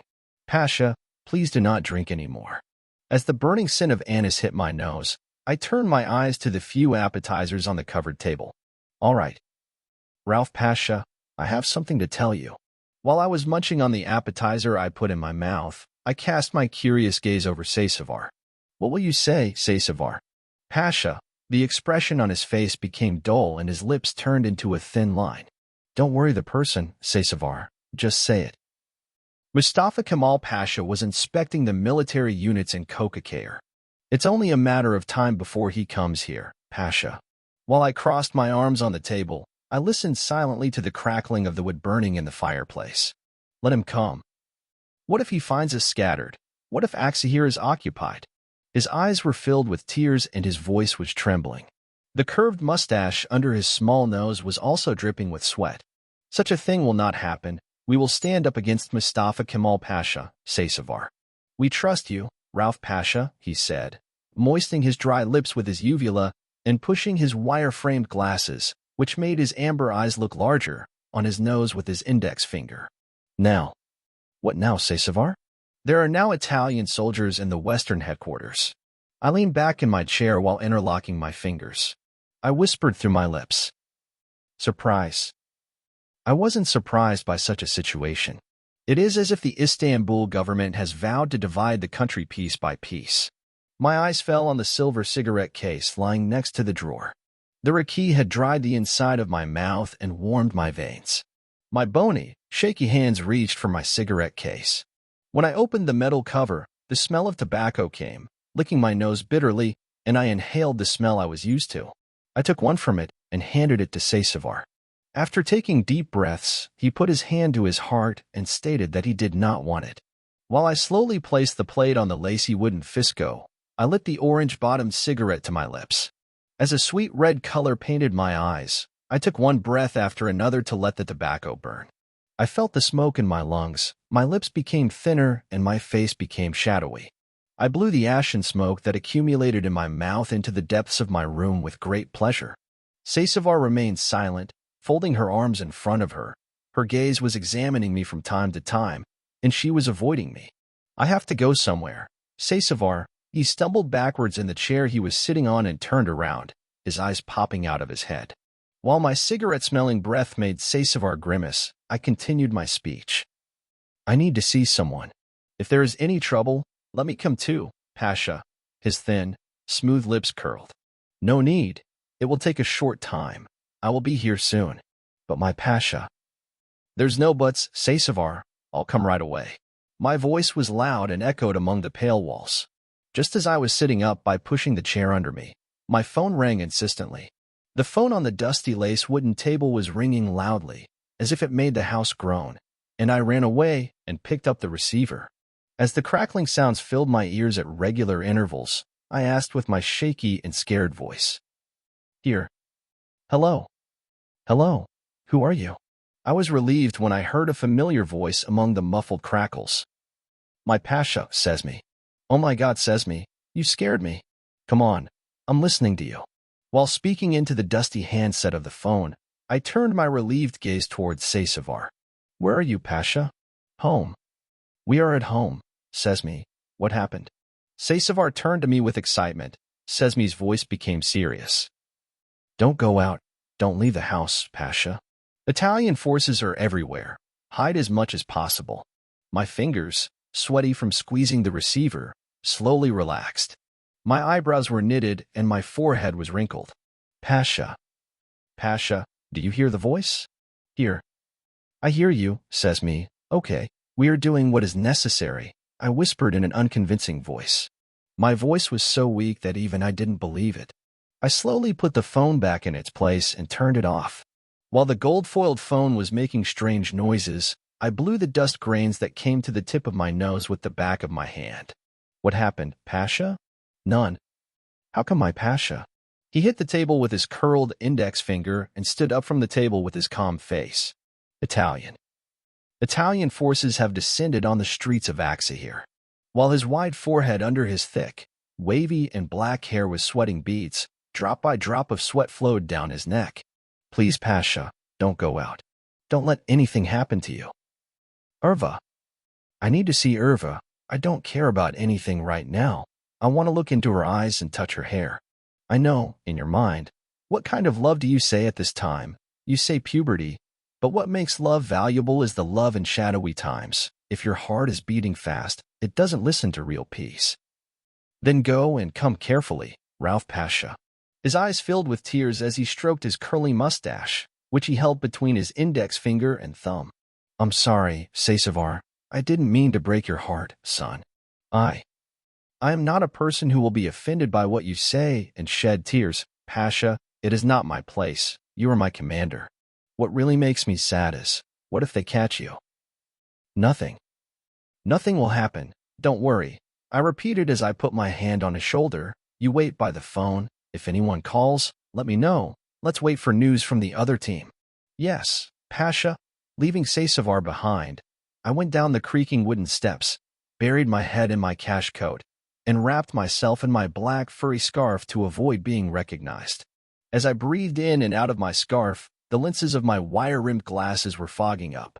When I opened the ornate wooden door of my house, a bitter and dry cold hit my face like a slap and gave me goosebumps. I ignored it and started walking towards Ova's house on the crushed stone street surrendered to the snow between the houses with bay windows. Italian soldiers were waiting at the intersections of every street with rifles slung over their shoulders. I walked without paying attention. The intense smell of coal coming from the chimneys of the houses was reaching my nose and constricting my lungs. I suddenly remembered that it was time to smoke less, so as I walked away with my hands tightly closed in my pockets, I just watched my snowy boots. When I arrived in front of Irva's house, I saw that the tulle curtains on the bay window were tightly closed. Irva was normally someone who never closed her curtains at this time of the day. My heart beat faster, my hand shook and my eyes filled with tears. After getting rid of the scarf that was tightly covering my mouth and nose, I wiped the lenses of my fogged glasses. My fingers grasped the handrails next to the stone steps, and I stood in front of the door. While I was trying to peer inside through the small window next to the door with my glazed eyes, the smoke coming out of my nose was rising towards the ashen clouds. I involuntarily grimaced because of the heavy smell of coal and gas lamp oil rising from the chimneys. I slammed my timid hand, balled into a fist, on the wooden door, one after the other. I said all the prayers I knew to see Irva in front of me. However, there was no sound or sign of movement from inside. As I started knocking hard on the door, I was startled by a loud voice coming from behind me. "There is nobody at home. I guess you're not convinced." As my hand fell helplessly, I turned my gaze behind me. A tall man with his hands in his pockets and a red fez looked me up and down while maintaining his angry gaze. "How do you know that there is no one at home?" Because they evacuated this house, I know from there where it will be.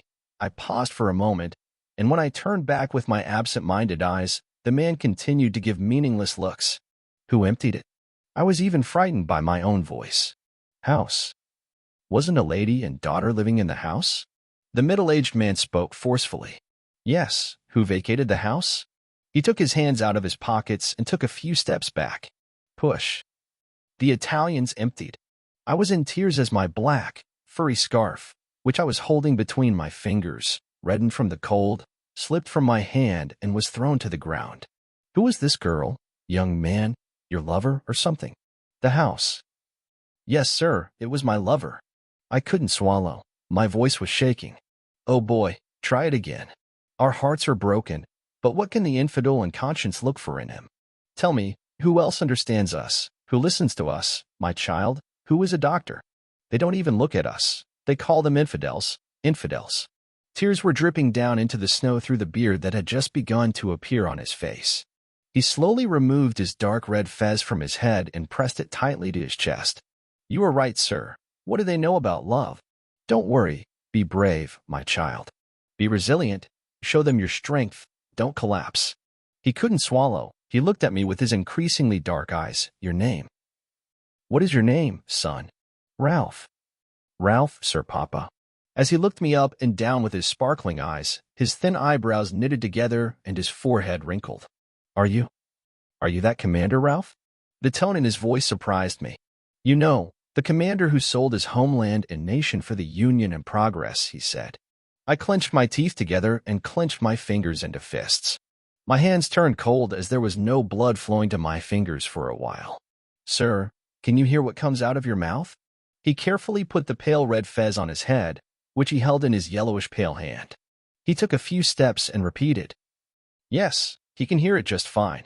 You will realize after a long time that what you did was wrong. You will officially recognize the Istanbul government. His voice grew louder, trembled, and echoed throughout the snowy street. Sir, I say this out of respect for your age. Please get away from here, out of respect. My gaze slowly shifted to my feet. As the man disappeared at the end of the street with angry steps, a piece of paper blown by the wind broke free from the door and flew towards me. While my face was shadowed, I picked up the piece of paper on the ground. The straw paper was folded into four, and the dark color of the ink could be seen on the outside. As I opened the paper, beads of tears were flowing from under my eyes. I felt Irva's scent in my lungs with every move I made. I literally read the text written in crooked handwriting from Irva's high-pitched and beautiful voice. Dear Ralph, while you are reading this, I will be far away. I have never experienced leaving my own homeland, but they have kept me from my home, my homeland. I am writing this to you with a pen in my hand, accompanied by tears. I don't know where to go. I don't want to stay away from you. I long for your eyes so much. I long for your arms so much. I will miss you very much, Ralph. I leave my heart on this note. I have no doubt that you will find me. Then let's be happy in an environment without war. Forgive me. Can I forgive? You are a braver and more characterful person than the one I know. Forgive me, my darling. Maybe I don't deserve your love, but always love me. You have been my joy of life until today, and you will always remain so. If I die where I go for this cause, I will definitely find you in my next life. I'm glad I knew you. I'm glad I loved you. I will always live with you in my heart. Take care, okay? Don't worry about me. I'm closer to you than you are.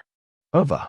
As I skipped each line, the words stuck in my throat, and I was sobbing inwardly as I slowly folded the paper between my fingers.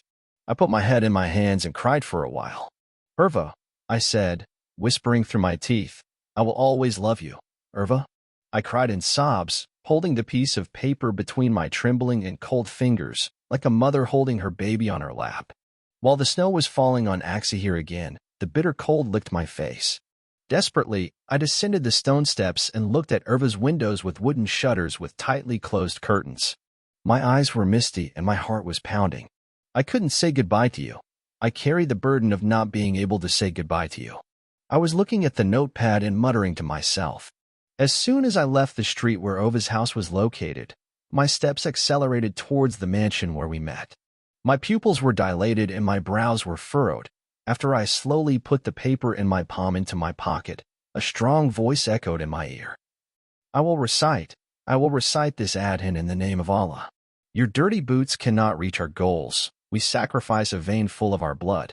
I stood where I was. The sound was echoing from the courtyard of Hassan Pasha Amarat Mosque. I hid behind the snow-covered tombstones and listened to the voices without making any noise for a while. 2 Italian soldiers were cornering the imam of the mosque and putting pressure on him. You will not recite the adhin. Don't you understand us? Shouted the tall man. May God not give you the opportunity to lower the flag on this country and silence the call to prayer. Come on, get out of here. The imam's voice sounded tearful. While the frail man pointed his wooden-handled rifle at the imam, I stood up from among the tombstones, pulling my revolver from my waist. Put down your weapons. I won't say that again. After looking behind him out of the corner of his eye, he turned his sarcastic gaze towards me. If you don't want to die, go.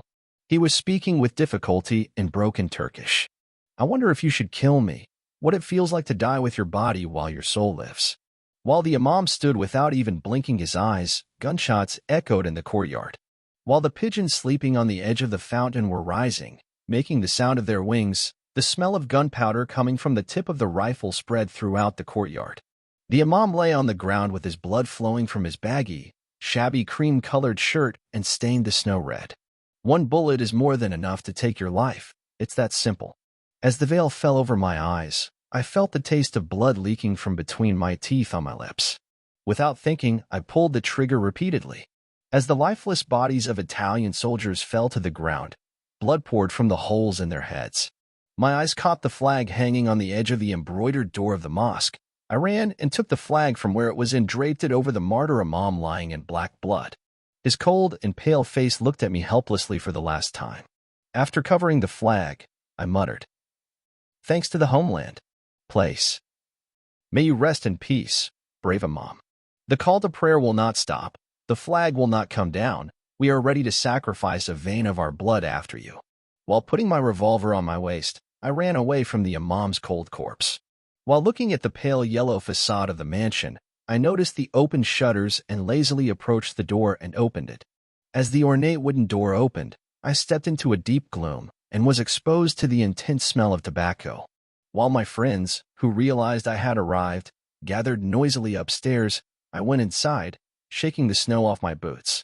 I took off my cashmere coat, hung it on the iron hanger next to the cream-colored armchair, and climbed the wooden stairs, out of breath. "Hello, friends." "Hello." My Ralph Pasha, whispered Sesme, and after looking at me with meaningless eyes, his thick eyebrows over his flashing eyes frowned. "Goodbye, my Pasha. What is the matter?" "Your bet and fuel have increased." Fyud intervened by saying, "Yes, Pasha, Sesme is telling the truth." "Imam," I said without showing any change of emotion on my face. They martyred the imam. They are stateless. My fingers, balled into fists, slowly descended to one side of the velvet-patterned covered table. Did you see it, Pasha?" My bright eyes caught Enver's thin, curled and sweaty mustache. "I witnessed the incident. I couldn't swallow. I covered my mouth with my fingers as my eyes filled with tears, and I sobbed deeply several times." "What exactly happened, Pasha?" I stood up from the chair I was sitting on, wiped my tears, and picked up the phone receiver on the bright desk. "Let me call Saysavar first and then tell him. We have very important issues." They all stopped their work and turned to me. I dialed the number under my shaky and weak fingers and put the phone to my ear. Soon, Saysavar's hoarse voice was heard from the other side. "Here." "Hello. Hello, Saysavar. This is Ralph." "I'm listening, Ralph Pasha," he repeated despite the interruption of the voice. "Come to the mansion immediately. We are waiting for you." Strange crackling sounds were heard for a while. My fingers were sweating as I squeezed the hard handset of the phone, and he spoke, though forced. "Okay, Pasha." When I hung up the phone, I came face to face with myself in the stained oval mirror in front of the office. My curved mustache that matched my shapely face was dripping with sweat. My eyes that looked like a dot under my eyebrows were misty. My shoulders were slumped forward. My wavy black hair had grown and wrapped around my ear like an ivy, and my beard, which had just started to grow, had hardened on my face. "You have grown old, Ralph. You have grown old in your homeland," I said to myself. "Is Pasha coming?" I was distracted by Fyud's voice. "What did you say?" "Sir?" "I say Saysavar, my Pasha. Is he coming? He never took his confused and worried gaze away from me. Yes, yes, it is coming, I said, slowly set up the chair from before and signaled my friends to sit down. Pasha, you were going to tell me. I'll tell you, says me, I said while interlocking my fingers on the table. As I was coming towards the mansion, I saw 2 Italian soldiers in the courtyard of Hassan Pasha Marat Mosque. They cornered the imam of the mosque and threatened him not to recite the adhan. Even though I waited for a while, I couldn't help but jump. I said, shoot me. I wonder what it feels like for the body to die before the soul dies. When the soldier got angry, he shot the imam and martyred him. My heart was torn to pieces. I finished my words. The tears flowing from my eyes dripped from the tip of my nose onto the velvet-covered table. What did you do to the soldiers, Rauf Pasha? Enver cast his curious gaze on me. Of course I shot him. What else could I do? My voice was shaking and my broad forehead was beaded with sweat. After examining me with his misty eyes, Enver muttered, If you say so, your name will be revealed to the murderer again, my Pasha. I am willing to be called a murderer for every blood I shed for the benefit of this country, as long as the homeland is free and Aksahir is free. After I finished my words, there was an insistent knock on the door of the mansion. Fute ran to open the door to the person I assumed was Saysavar. After a few howls were heard, Fute came from the front and Saysavar came from behind with quick steps. Hello, Rauf Pasha. Hello, friends. Hello, Saysavar, we repeated in unison. While Saysavar's curly mustache was covered with white snowflakes, an intense tobacco smell was emanating from his lips. I didn't pay much attention. My heart was still aching. Irva's absence seemed to sit on my left side. I could never understand whether I loved him or loved loving him. This must be what they call love, the kind that blows your mind. What was the important issue, Pasha? I was distracted while thinking to myself. What did you say? While my eyes opened with curiosity, my eyebrows were knitted. You said it was an important issue, Pasha.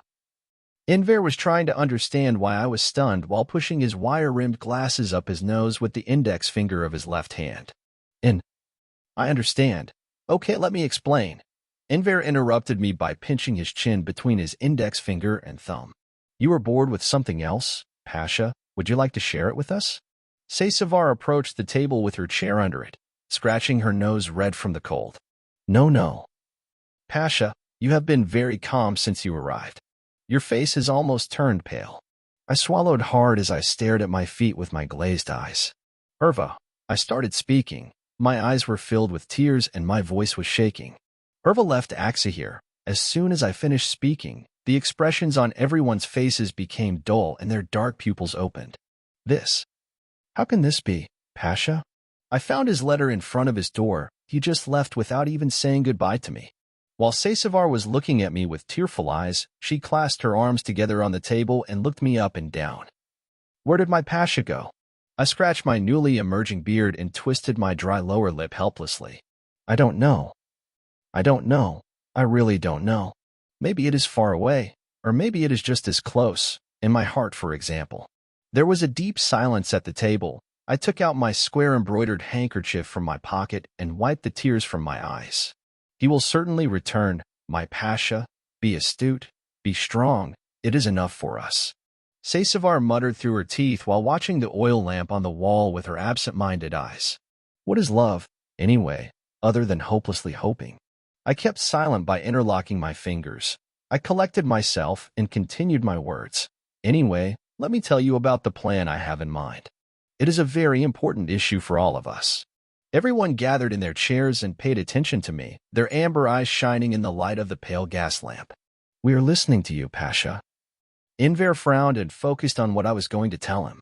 Friends, enemy soldiers dominate our cities and our homeland day by day. They share our land without our knowledge. I have never tied our hands and waited for the decisions to come from the Istanbul government. And if anyone is going to wait, they should leave this mansion immediately. We fell in love with the Committee of Union and Progress. The truth should be like this. We all have a common goal, to sacrifice our blood for this country. While doing this, I know that you are not people who will blink and look back. Look, British ships anchored the ports of Istanbul, blocked the roads, seized buildings and means of transportation. They started to eat us from the inside. They are trying to divide our country. Our people's uprising and resistance is imminent.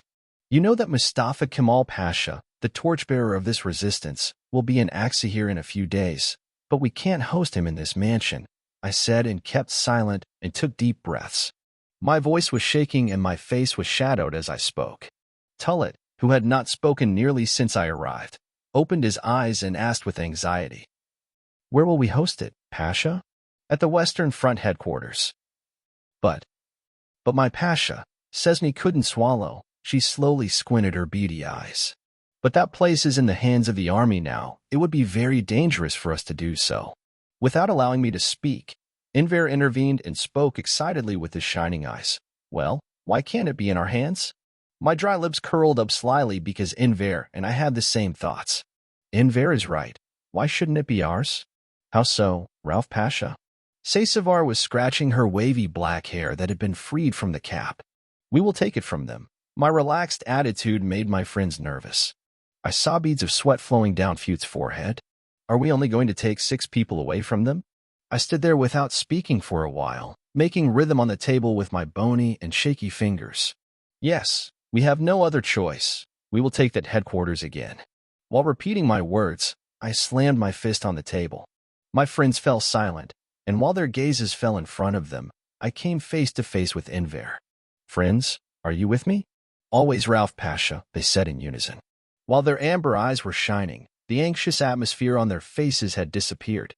"Then, we do what is necessary tonight and take over the headquarters again." While the sounds of breathing were heard from the table, I turned my gaze to the bay window of the mansion. The beauty of the falling snow was evident even through the tulle curtain. I watched the snow fall, trying not to smell the dampness coming from the walls. Asterisk, asterisk, asterisk. The sun had set behind the snowy hills surrounding Aksahir, and the moon had risen as if to give hope to the dark night. The stars were shining in the corner of a clear night, and independent snowflakes were floating to the earth. Despite the bitter cold that licked my face, sweat dripped down from my broad forehead and onto my neck. I extinguished the cigarette flickering between my lips and quickly checked the revolver on my waist. Before folding my flag in the nightstand drawer, I kissed it and put it in my inner pocket. The sound of the night call to prayer from the Grand Mosque rose loudly and echoed among the deserted Aksahir houses. "Oh God, help this nation. Do not leave this country unattended. Don't give the opportunity to those who have their eyes on my beautiful country, beautiful Aksahir." I opened my palms to the sky, brought them together on my face, and said a very sincere amen. My tearful voice was shaking as my heart was beating out of its place. While the call to prayer continued to sound, I quickly went downstairs and put on my coat and scarf. I looked out of the small window next to the door. Snowflakes resembling cotton continued to fall faster. The lights of the oil lamps burning in the bay windows of the houses were reflected on the narrow and gloomy white street. When I turned around, I saw my shiny black typewriter on the wooden desk. When I looked at the written paper hanging from the end, my heart sank. I had disrupted my novel, but that was all it could do when the country was in this state. After placing the cap back on my head, I pushed back my wireframe glasses, which had fallen on the tip of my nose, with the index finger of my left hand.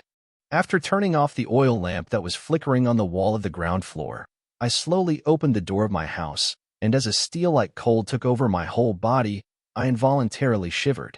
As I was walking towards the headquarters, leaving my house behind, the call to prayer had ended and the barking sounds of dogs could be heard coming from the back neighborhoods. The dark sky had turned gray and was falling on one's shoulders like gloom. Large snowflakes were licking my face, targeting my eyes. As I was walking with my hands in my pockets, just listening to the sound coming from my boots and the snow, a voice was heard from the wooden-framed and yellow-shuttered window of the house next to me. "Hush. Who are you?" I stopped where I was and scanned the surroundings with my flashing eyes. "Go home." It was a little child's voice calling out to me. My lips curled up involuntarily while my gaze searched for the child. "Let me see where you are." "Here." "I'm here," he repeated, swallowing the food stuck in his throat. When I looked up, I saw the sweet boy eating the bread he held in his hand with great pleasure through the tulle curtain, looking me up and down with his excited eyes. Her wavy black hair was combed to the side, her cheeks were rosy, and she impressed herself with her embroidered pajamas. "Why would I enter my house? That's why enemies kill you." After finishing his speech, he took another bite of his bread. "Who told you that the enemy killed you?" My mother. My mother said, "Don't go out, don't go to school, otherwise they will take you away from me." Will they really buy it? His thick eyebrows curled over his bright eyes. Don't be afraid, don't worry, no one can separate you from your mother. The enemy should be afraid of you, not the enemy, okay? Let's see, what is your name? Ali, he whispered while chewing the food in his mouth. Ali. What a beautiful name you have. He continued smiling without saying anything. Ali. Ali. Close the blinds, it will get cold inside the house. Turning around with worried eyes, Ali realized that his mother had arrived and without closing the blinds. Goodbye. Go home, okay? He said with a smile. I shook my head and continued walking towards the end of the street.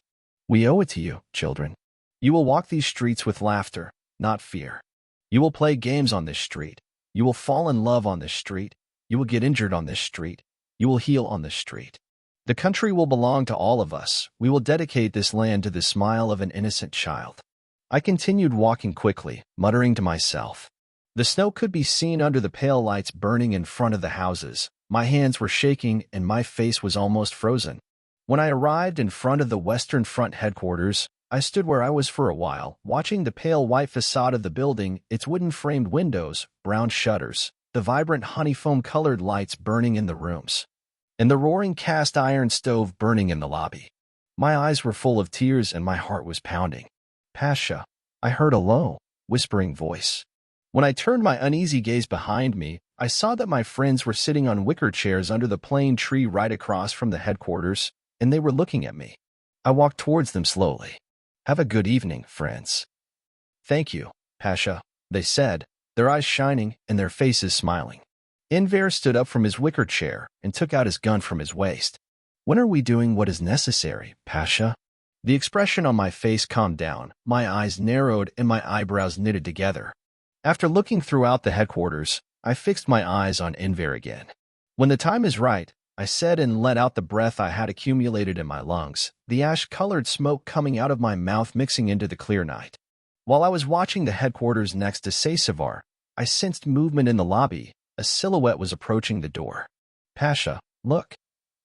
I saw it, says me. I saw it. I repeated, sighing in distress.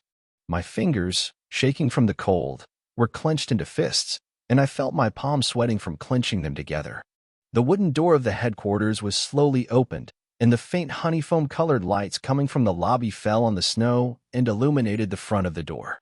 Two men came out. One of them was wearing a military uniform, the other was a civilian, and the red fez on his head caught my attention. Men of medium height were hugging each other and talking to each other with their voices damaged by cigarettes. I was watching the soldier with rapt attention. His short-cut brown hair complemented the almond mustache under his nose. As they turned to face us and started walking, I saw the silhouette of the man in the red fez. Ali. This is Ali Riza. While Enver gripped his knees with excitement, he prepared to utter a loud curse. Well. Hush. Par. Sorry, Rauf Pasha, he said, lowering his eyes, and I paid attention to what the commanders said.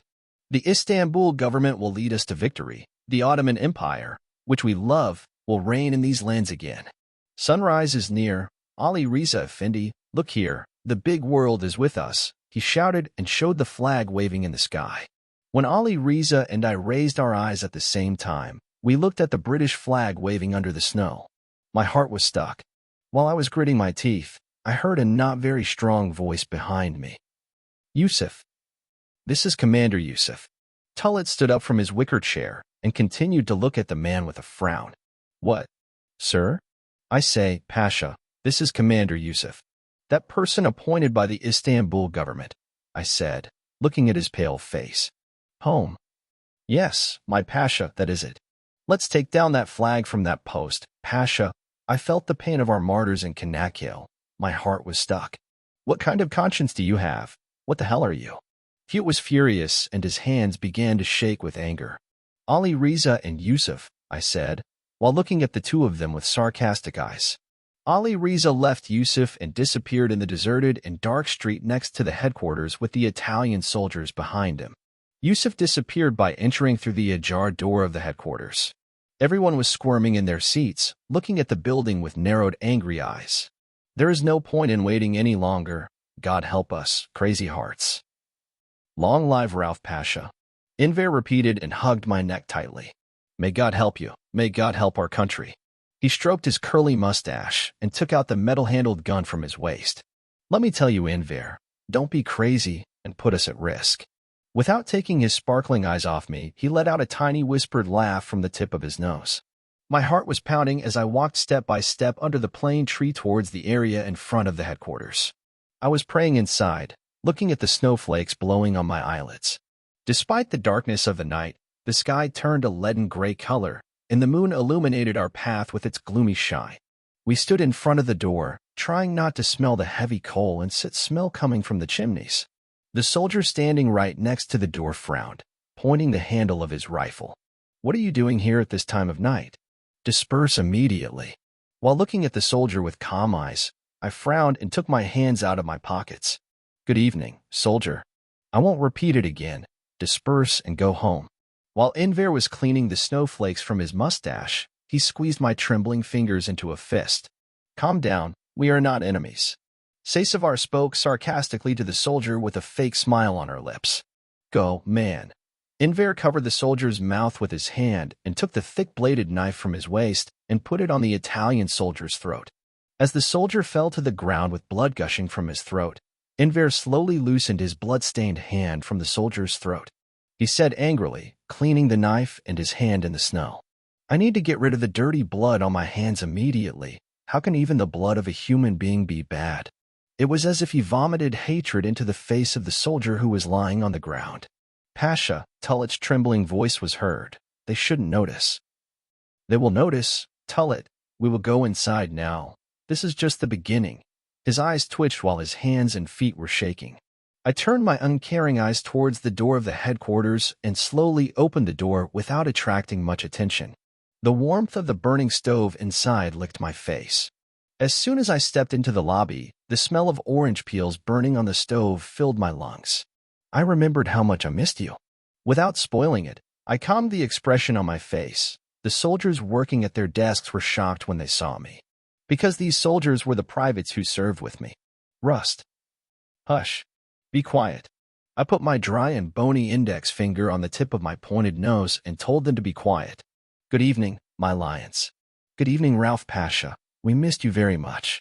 My eyes filled with tears, I turned to my soldiers who were looking at me with their sparkling eyes and continued. I missed you too, my lions.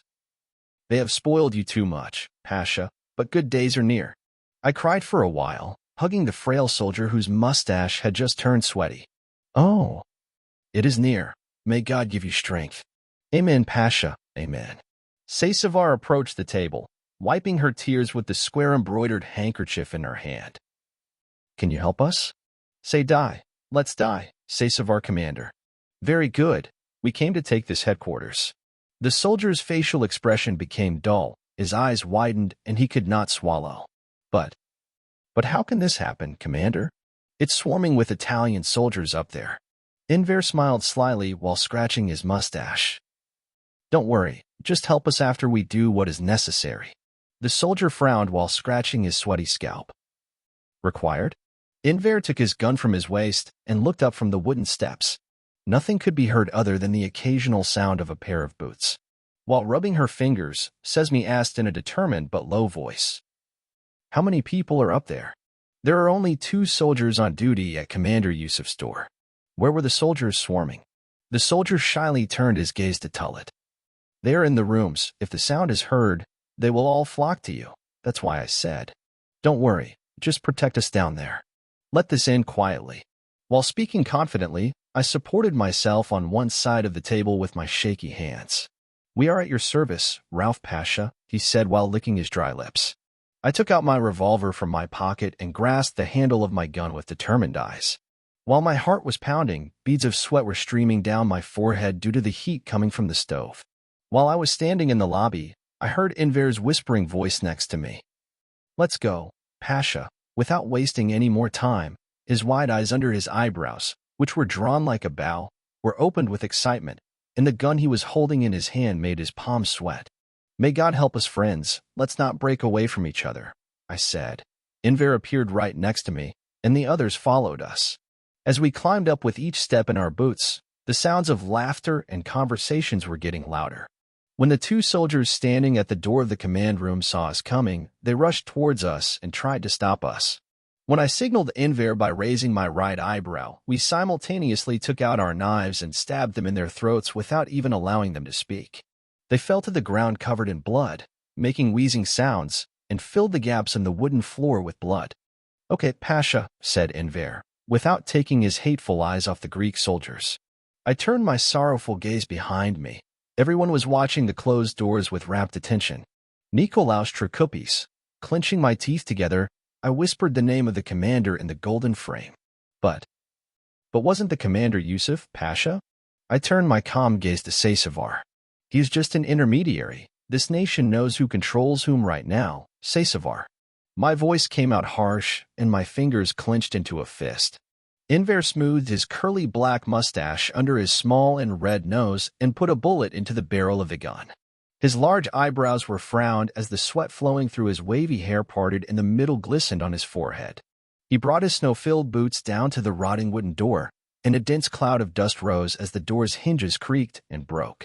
Enver's face was shadowed, his determined gaze remained intact. While maintaining the seriousness on his face, he pointed the barrel of the gun at the blonde-haired, freckled commander sitting at the table and practically shouted, "This country endures all difficulties and overcomes all pain, but it will never forgive those who covet its honor and covet itself. Let it be known this way, okay, Mr. Nikolaos Trikoupis?" Enver, furious, fired bullets one after another. The redness coming from the tip of the gun and the intense smell of gunpowder hit my nose, and my heartbeat accelerated. I saw Yusuf reaching for the gun on his waist, so I couldn't stand it any longer and fired a shot into Yusuf's hand. As Nikolaos' lifeless body fell from the chair, Yusuf collapsed to the ground groaning, while behind me, guns were exploding and Greek and Italian soldiers were dying one by one. "First learn to lower that hand, Yusuf," I repeated. I was watching Yusuf with pleasure, with my amber eyes narrowed and his hand covered in blood. At that moment, when I rolled my eyes to my side, I saw Enver pointing a gun at Nikolaos' dead body. I reacted by quickly hitting his hand. "Enver, okay, you killed him." As he lowered his bright eyes in embarrassment, he placed his gun helplessly on his waist. "I'm sorry, Pasha. It's just a moment of anger." When I turned my gaze back, my friends had wounded 2 Greek soldiers and were waiting over them. "What should we do with these, Pasha?" Fiut looked at the soldier with his misty gaze, stroking his sweaty hair under his red fez. "Don't touch them. They will definitely tell you something." "Pasha, let's get bored." I interrupted Enver with my very strict voice. "No. What separates us from them is our conscience. If it were not for that, how would we be a Turkish nation? How would we be members of the Committee of Union and Progress?" "You are right." "You are right, Pasha," he said. I nodded my head in approval while my lips curled as if nothing had happened. While descending the stairs, 2 privates sitting below climbed the steps with excitement. I turned my eyes again to Yusuf, who was writhing in pain on the ground. "You fell into our hands, Yusuf," I said and grinned. "Oh, my hand hurts so much. Does your soul hurt too? Because I don't think those who sold their homeland have much soul." He clasped his blood-covered hands over his uniform and forced himself up from the rotting wooden floor on which he had been lying. He whispered through his dry lips, I did not betray my homeland. I stood by my state and did what was necessary as a commander." "You," he said, despite his breathlessness, "I was not dismissed like you. I think you should think about who loves their homeland more." I clenched my teeth together and clenched my fingers into fists in anger. When it comes to the state, it does not mean that it will always do the right things. You must first learn to see. As my voice echoed through the damp walls, I felt a shaky, bony hand on my shoulder. "Pasha, please calm down." When I looked out of the corner of my eye, I came across Saysavar's sorrowful gaze. I stood up with support from my knees. Both Saysavar and I were looking at Yusuf writhing in pain on the ground. As I put the revolver in my palm to my waist, I grimaced from the intense smell of gunpowder in the atmosphere. Just as I was about to leave Nikolaos' room, I heard a voice behind me. You are traitors. Your aim under the name of Union and Progress is to disintegrate this country. But the Istanbul government will never allow such a thing." My feet felt like rivets, and I felt a meaningless pain in my heart. While the tears flowing from my bright eyes were dripping from the tip of my nose onto the damp wooden floor, I reached for the gun on my waist with my shaking hand. Without even blinking my squinted eyes, I aimed the barrel and pulled the trigger without thinking. While the sound of the red flame coming from the tip of the gun echoed in the building, the smell of bitter gunpowder in my nose was renewed. The poor commander called Yusuf fell to the ground after receiving a bullet in his forehead. Pasha. Pasha, what did you do? Tullet never took his misty gaze away from Yusuf for a while. What is necessary? I said as I let out the breath that had accumulated inside me. As we descended the steps with uncaring eyes, we came face to face with Enver. Rauf Pasha, I hope it is not what I expected. Without speaking, I patted his shoulder with my hand and went down the steps. While the crackling sound of the stove burning in the lobby of the headquarters fed my ears, I opened the door. A dry and burning frost licked my face, giving me goosebumps. While wiping the tears from my eyes, I took out the silver cigarette case from my inner pocket and pulled one of the orange-bottomed cigarettes to my lips. I handed it over to Saysavar, who was right next to me and trying to keep warm by putting her hands in her pockets. Without hesitation, without taking off her troubled gaze, she put the cigarette to her lips. After taking deep breaths from the cigarettes we lit with matches, we blew out the ash and smoke into the clear cold night. While I was smoking the cigarette between my fingers with great pleasure and remembering Erva with sad eyes, Saysavar's weak voice broke the silence. Are you okay, Pasha? I kicked up the snow that accumulated under my feet with my boots. I'm not well, Saysavar. I'm not well at all. Why, Pasha? What makes you so sad? Don't you see, Saysavar? A cloud of gloom has settled over our country. We cannot say anything about the future. The more we work for our country, the more we are labeled as traitors. No matter what we do, we cannot be seen. Love is a problem in itself. God knows where Erva is and which snowflakes are sprinkled on her. I miss him so much, more than anything. Saysavar was silent, only puffing on his cigarette. I just gave Enver a lesson in conscience and ruthlessly shot use of myself. I sighed in distress. Sometimes it is necessary to kill, my Pasha, because in war there must be a winner.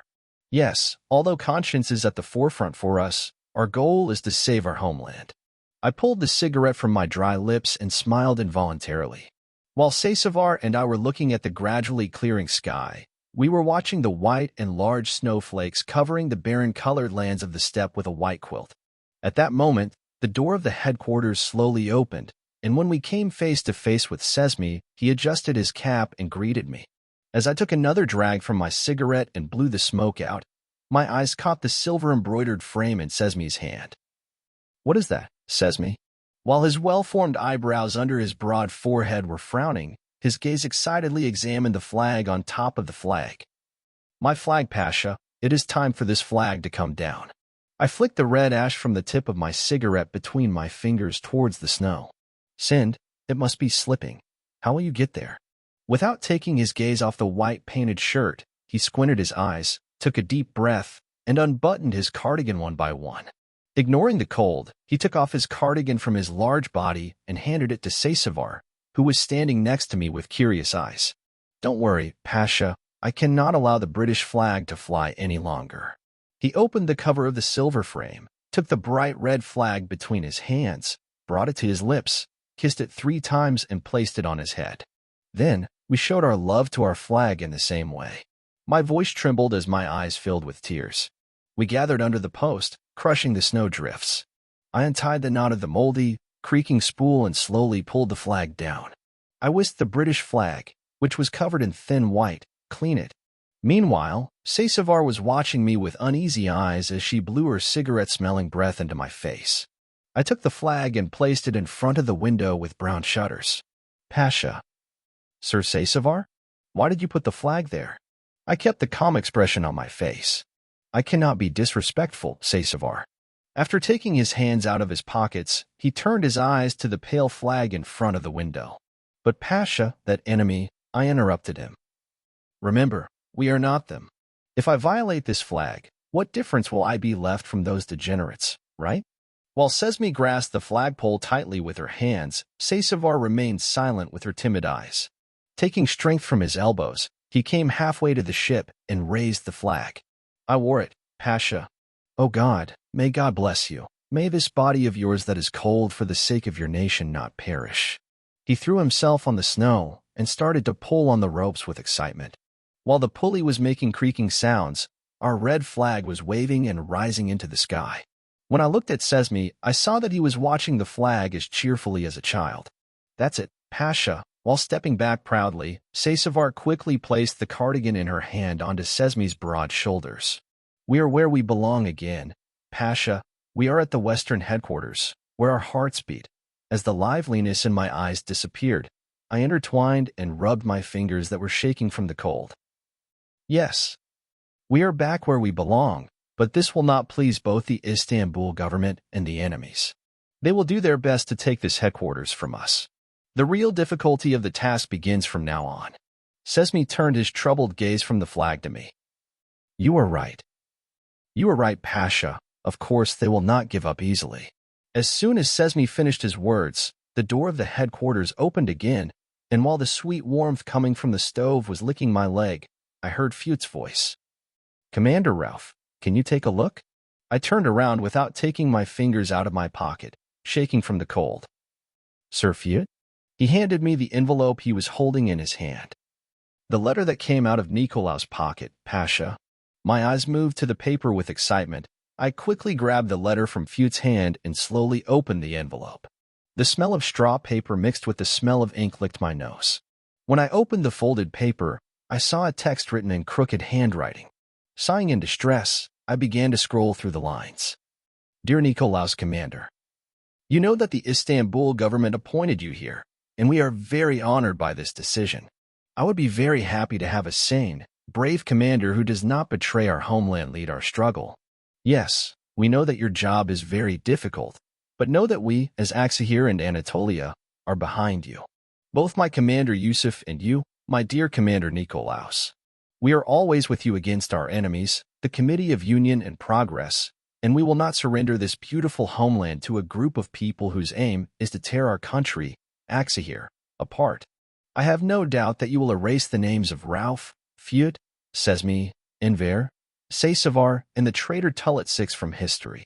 If our government and our Sultan trust you, we have no choice but to trust you too.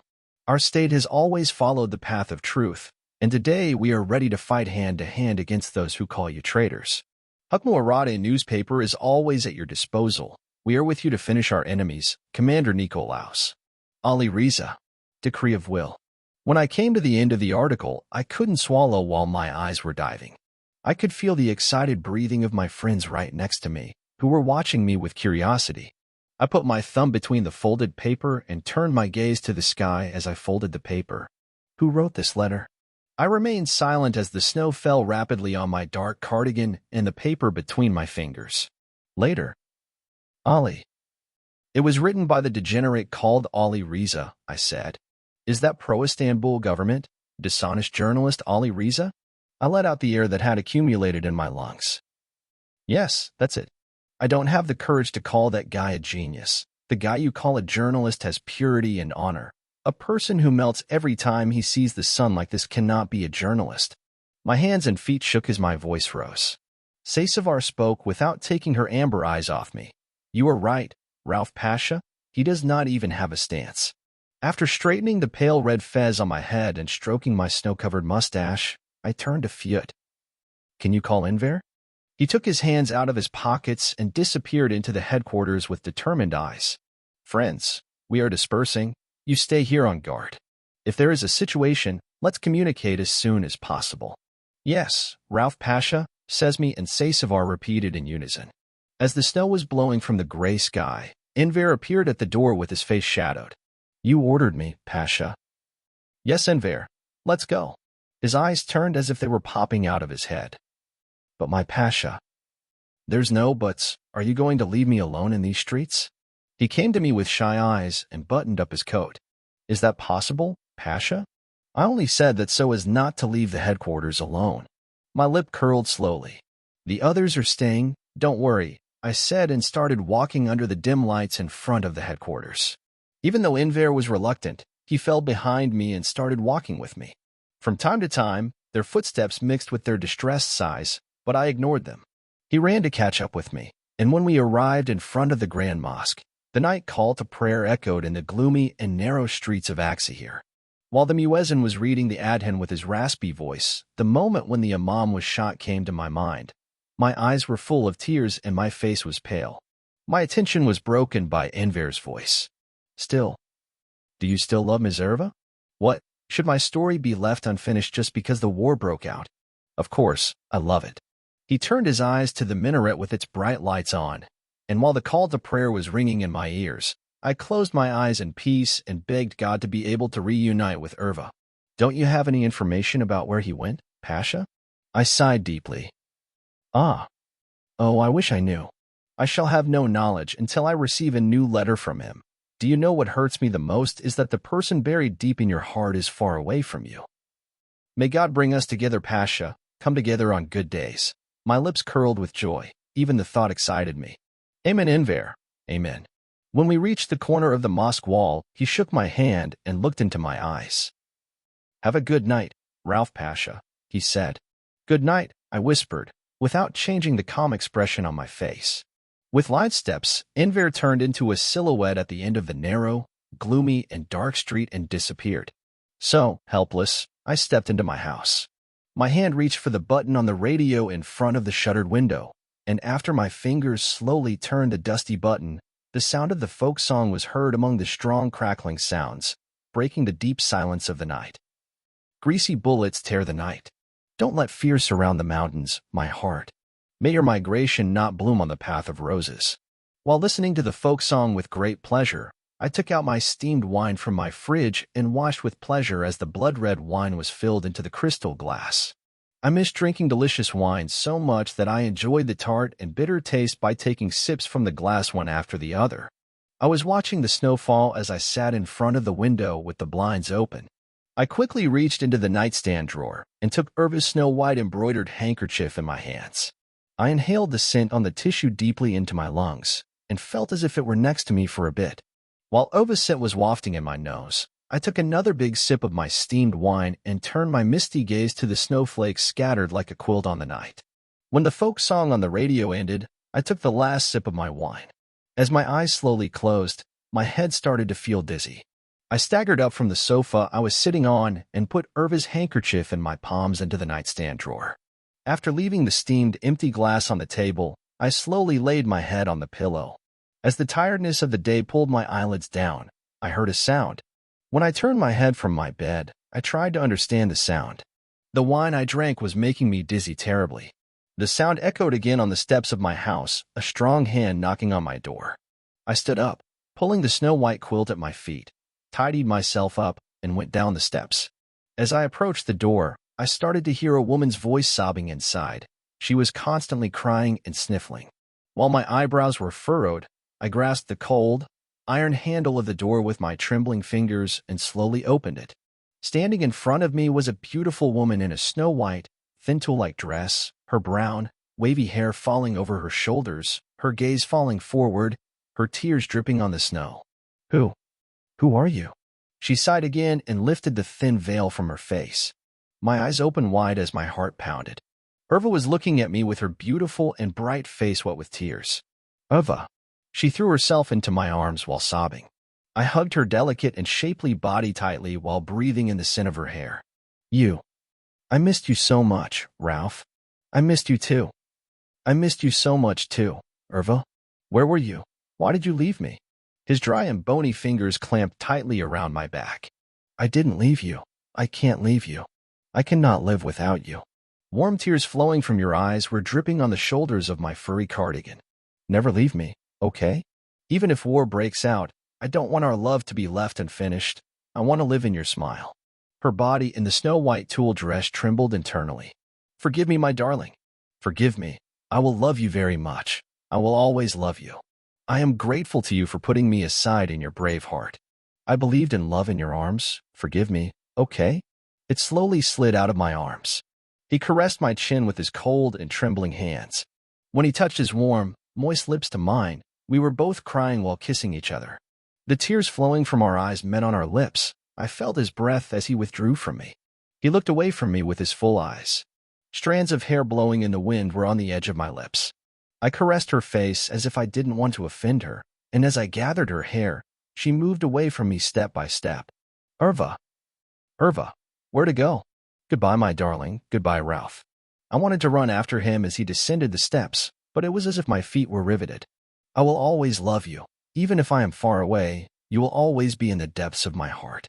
She had already reached the end of the crushed stone street, the snow falling faster as her snow-white dress was blowing in the gentle breeze. As he collapsed helplessly on the snow-covered steps, I shouted after him. Even if I die in this war, I will find you and love you again in my other life. Irva, I will sleep on the edge of your dimples. I held my hands between my head and was sobbing. He disappeared around the corner where the stone gutter jutted into the street. While I was palming the snow on the ground, my knees buckled and I was stuck where I was. While my head was spinning, I sat up from my bed in tears and drank the water from the crystal glass on the embroidered bedside table with my shaking hands. I covered myself with the quilt at my feet and ran to the bay window. I pushed the shutter and lifted the sill. While my gaze was watching the narrow streets of Ateş covered with snow, my eyes searched for Irva, but what I saw was just a terrible, yet beautiful dream. The sun had forced its way out of the ashen clouds and continued to shine on the earth. A steely cold licked my face painfully, and I slowly stepped back, lowered the sill, and closed the shutter. The sun filtered through the blinds at regular intervals and fell in a grid pattern on my bed with unmade sheets. The wine I drank last night was making me dizzy and aching. I scratched my eyes, opened my closet, and looked for suitable clothes to wear. Asterisk, asterisk, asterisk. As the sun slowly revealed itself through the ashen clouds, I was walking quickly to the Western headquarters. I was adjusting the cap I put on my head and checking the time on the leather strap watch on my wrist. Because Mustafa Kemal Pasha could complete the Iljan maneuvers under the leadership of Ferritin Pasha and set foot in Aksehir. While I was passing by small shops in Arasta Bazaar, I heard a voice calling towards me. Ralph Bey, my son, Ralph Bey, my son. When I turned my eyes back with excitement, I saw a bent-over old man smoking the cigarette between his lips with great pleasure. Here you go, sir. While saying Nas, he burst into coughs, put his cigarette in the ashtray, and wiped his dirty hands on the piece of cloth in front of him. How are you? Said. I'm fine, sir. How are you? We are fine too, my son. May God give you strength. May my Lord compare you with those who love their homeland and nation, because that's what you are. I kissed his dry and bony hands while looking at him with grateful eyes. I am grateful, sir. How did you know my name? She averted her eyes from me, her frail body shivering from the cold. She slipped into the hot shop where she was forging iron. She licked her dry lips. Degenerate. The degenerate Ali Riza made you a hero by throwing mud at you. How could I not know? I smiled slyly. We are proud to have you with us. The people of Anatolia will gain their freedom thanks to you. While she put her frail and weak arms on my shoulders, she turned her gaze to the end of the market. Today. Will Mustafa Kemal Pasha come today? You know, that heroic commander of the national struggle and the Committee of Union and Progress? His cigarette-scented breath licked my face, and my moist lips curled with joy. Yes. Yes, Mustafa Kemal Pasha will be in Aksehir today. His eyes filled with tears. He patted my shoulder and forced himself to sit up, supporting himself from his waist. Come on, I won't keep you. Important duties await you.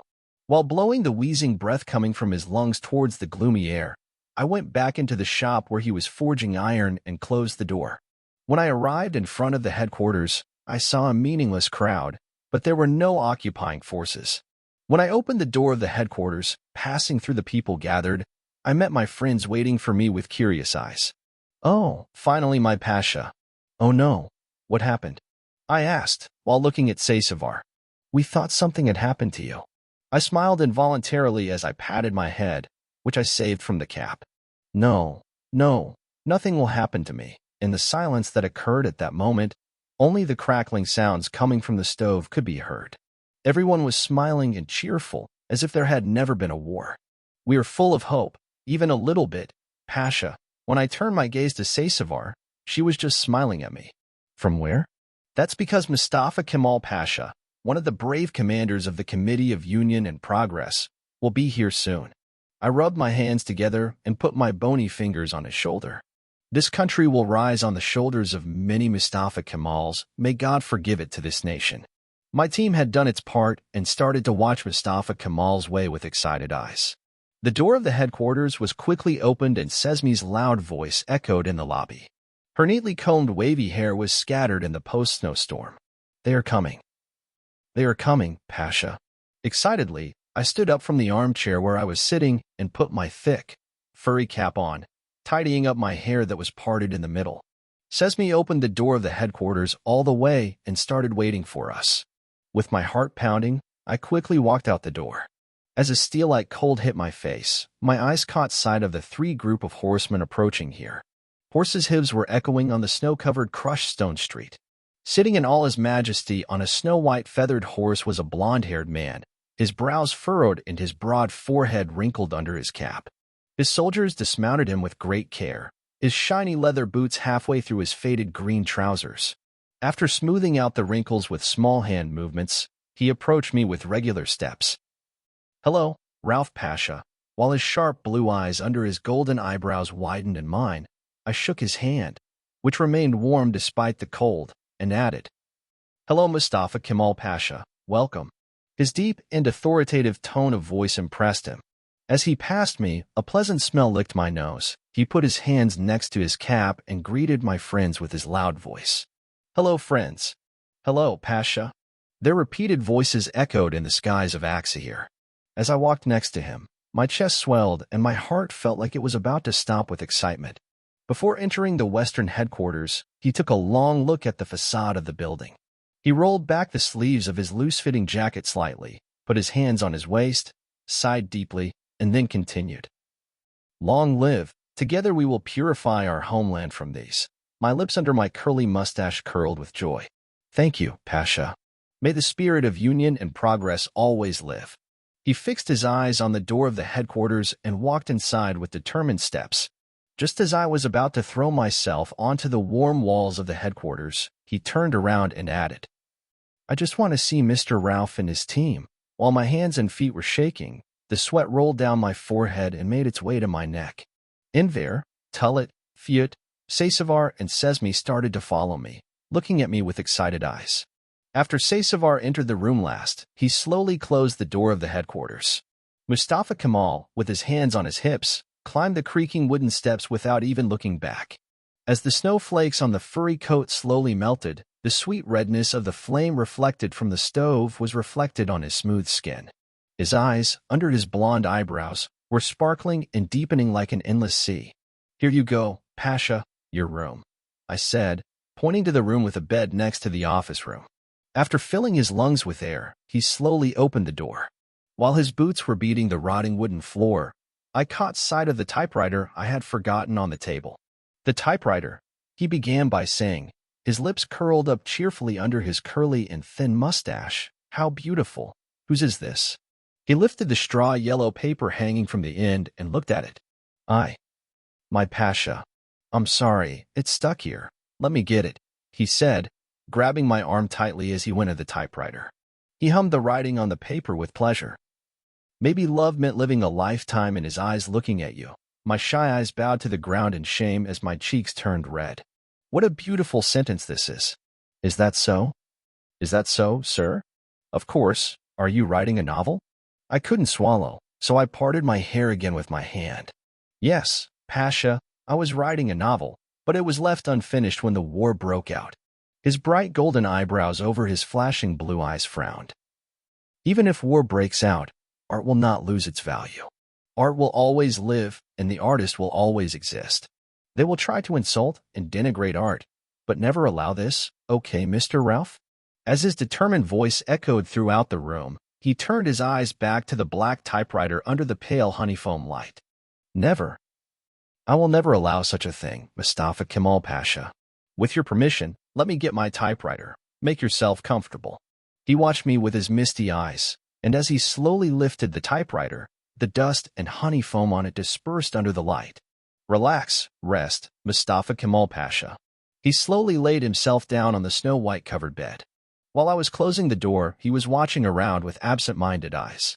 I left the typewriter on my desk without any change. The room smelled intensely of blood and gunpowder. I carefully took off the cap on my head while trying not to smell the smell, and the snowflakes accumulated on it scattered haphazardly on the wooden floor. The ornate wooden door of my room clicked softly. "Come," I called in a low voice. The door creaked open, and the dim light leaking from the corridor was reflected in my room. My friends entered the room with shy steps and closed the door. "Come on, sit down, friends." I pointed to the red cushioned chairs in front of my table. "Good luck, Ralph Pasha." "Thank you, Enver. Why did you come?" Enver moistened his dry lips and stroked his curly mustache. While his amber eyes were watching the red flag on the wall, he continued his words. "Mustafa Kemal Pasha," Saysavar began. "Mustafa Kemal Pasha, very strange." I crossed my arms on the table, my eyebrows furrowing over my still eyes.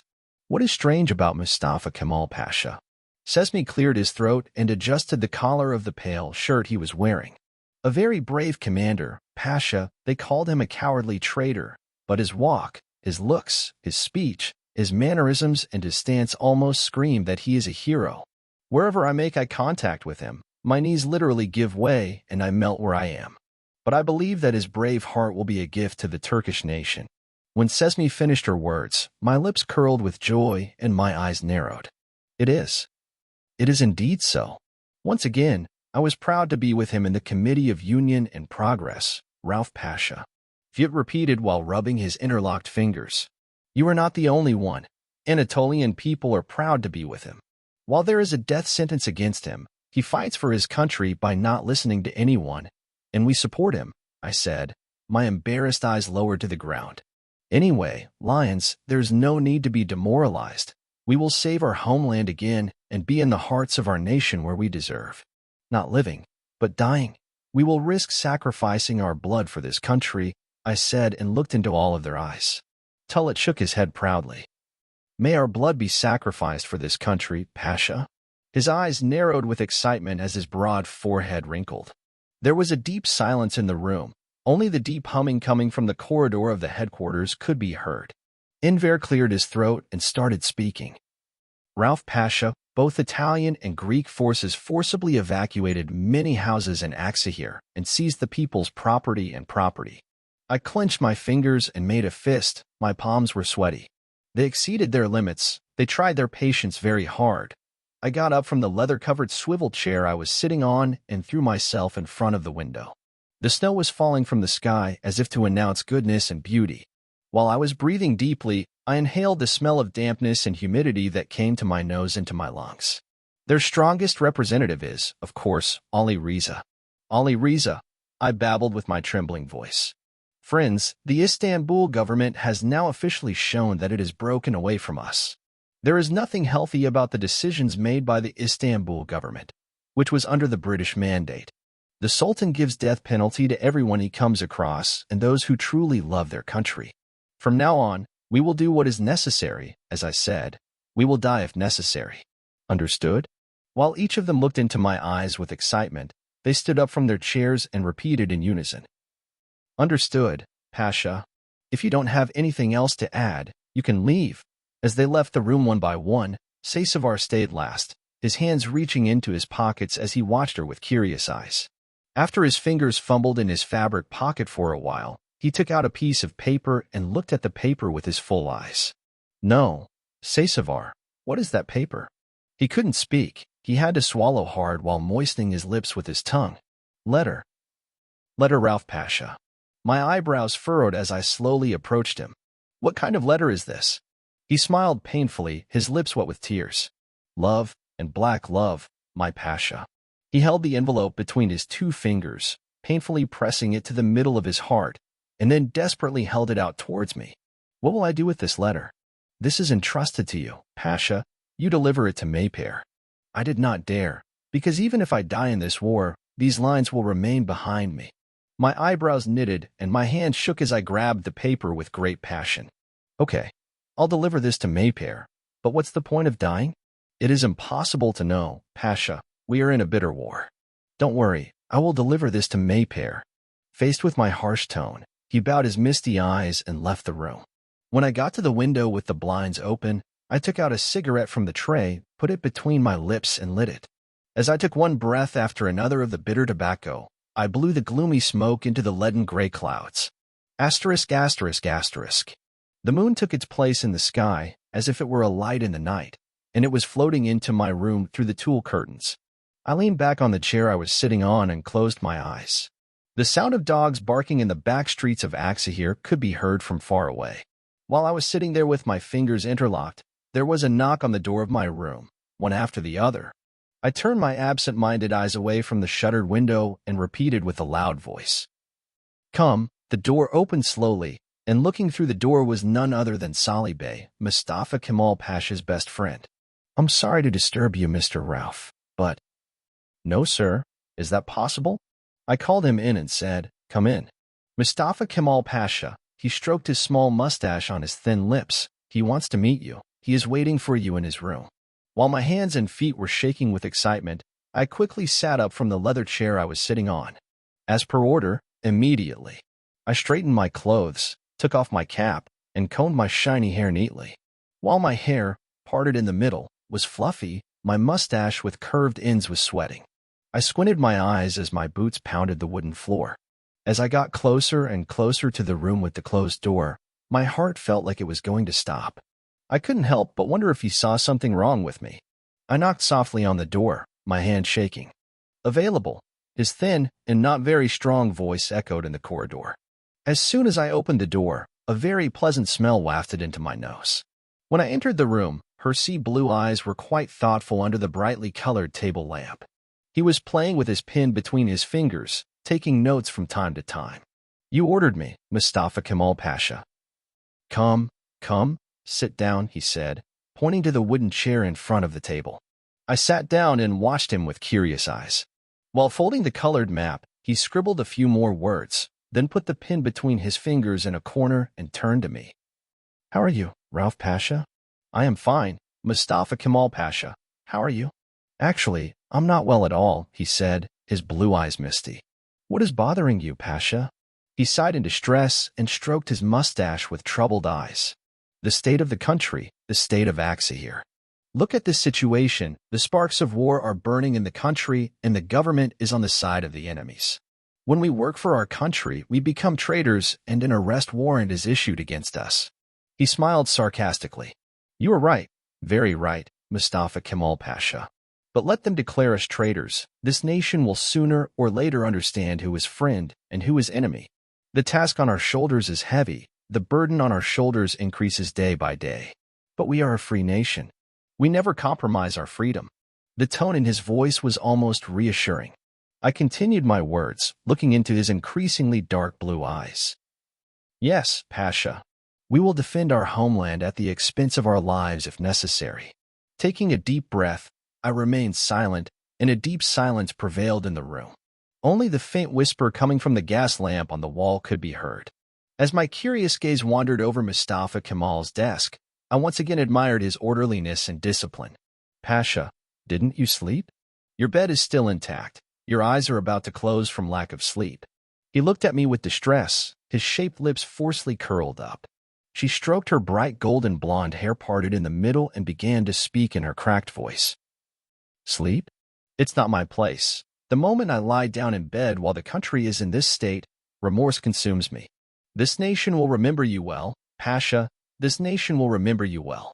While I was proudly repeating my words, he bowed his head and looked at his feet. I leaned back in the chair I was sitting on, and he turned his blue eyes, which resembled an endless sea, towards me. The smell of tobacco emanating from his lips licked my nose. Are you in love, Mr. Rauf?" As my eyes bulged, I leaned forward, interlocking my fingers. My cheeks were flushed, and my shy eyes were drawn to Mustafa Kemal. Yes, I am in love, Pasha." I swallowed hard and tried to collect my voice. Because my heart started beating fast and I started to cry. I understood from the lines you included in your novel, and I waited for a suitable time to ask. I hope I didn't make a mistake. No, Pasha. What's wrong? Is such a thing possible?" While crossing his arms over his chest, he stood up from the leather-covered chair he was sitting on and stepped next to me. He put his long and bony fingers on my shoulder and waited for a while without making a sound. "Can you give me your name too?" "Erva, my Mustafa Kemal Pasha." He sat down slowly on the chair next to me and whispered through his teeth. "Erva. What a beautiful name she has. I hope your love lasts forever. Love each other forever in these beautiful streets of Axahir, in freer times. I smiled joyfully while looking into his eyes. I remembered Irva and felt sad again. Third day morning. Hello, Irva. Words are inadequate when describing you. The things I have to say are stuck in my throat. I just get stuck. I don't even enjoy the cigarette smoking between my lips anymore. The sun rose today, as it does every morning, and leaked into the room through my tulle curtains. I don't know at all what to say or tell you. My only wish is that I hope you are well. I fall asleep with your handkerchief infused with your scent and wake up with it. I no longer get the same pleasure I used to while writing my novel. While the pen in my hand was moving over the paper, I heard the voice of someone whispering through his teeth. My son Ralph, don't worry so much. I shook myself from my thoughts and came to my senses. What? What happened? I'm telling you, don't worry too much about yourself. Irva ran away from the war, not from you. Let these bad days be left behind. You will be reunited. His white hair under his scarf fell on his forehead, adding a special joy to his pale face. I'm sure. I'm not sure, Grandma Paloma. Now I have doubts. I pushed back my wireframe glasses, which had fallen on the tip of my nose, with the index finger of my left hand. Don't think like that, my dear. You are still young. You two have a lot of time to live. I writhed in distress in the winged chair I was sitting on. I told it to Mustafa Kemal. I told it to a hero. Even living with the dream of your love is very beautiful. When you hear his heartbeat in the place of your own heart, you understand how beautiful a feeling it is to love. He caressed my wavy hair with his shaky, bone-like fingers. With difficulty, he leaned down to my forehead and placed a strong kiss. Rest assured, he loves you very much too. He couldn't bear his eyes when he looked at you. You will deserve the best of everything. The war will definitely end, and you will be reunited with your Irva. As my eyes filled with tears, I threw myself into Grandma Paloma's hands, kissed her trembling and bony hands, and placed them on my forehead. May God bless you, Grandma Paloma. You are too sensitive-hearted for this world. You know that, right? He covered his mouth with his hand and laughed loudly. I've never seen him smile this much before. While his thin eyebrows, resembling cotton, were frowning, his eyes, which had become darker and lighter, became serious. You are ready to sacrifice your life and blood for the country. You don't know that you are the ones with the most sensitive hearts. We are old people now. I felt his peaceful breath on my neck as I hugged him tightly. I lost my mother at an early age, but Grandma Paloma became my spiritual mother. Yes, Irva, look, I told Mustafa Kemal about you. I will live for you as long as this heart beats in this soul. I will find you. I will deliver to you these letters that I wrote while crying, with a pen in one hand and a paper in the other. Look, it's very close to the end of the war.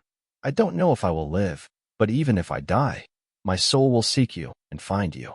Love gained meaning with you. You taught me love. You taught me how to love, and I never want to say goodbye to our love. I don't want to say goodbye to Axahir. Irva.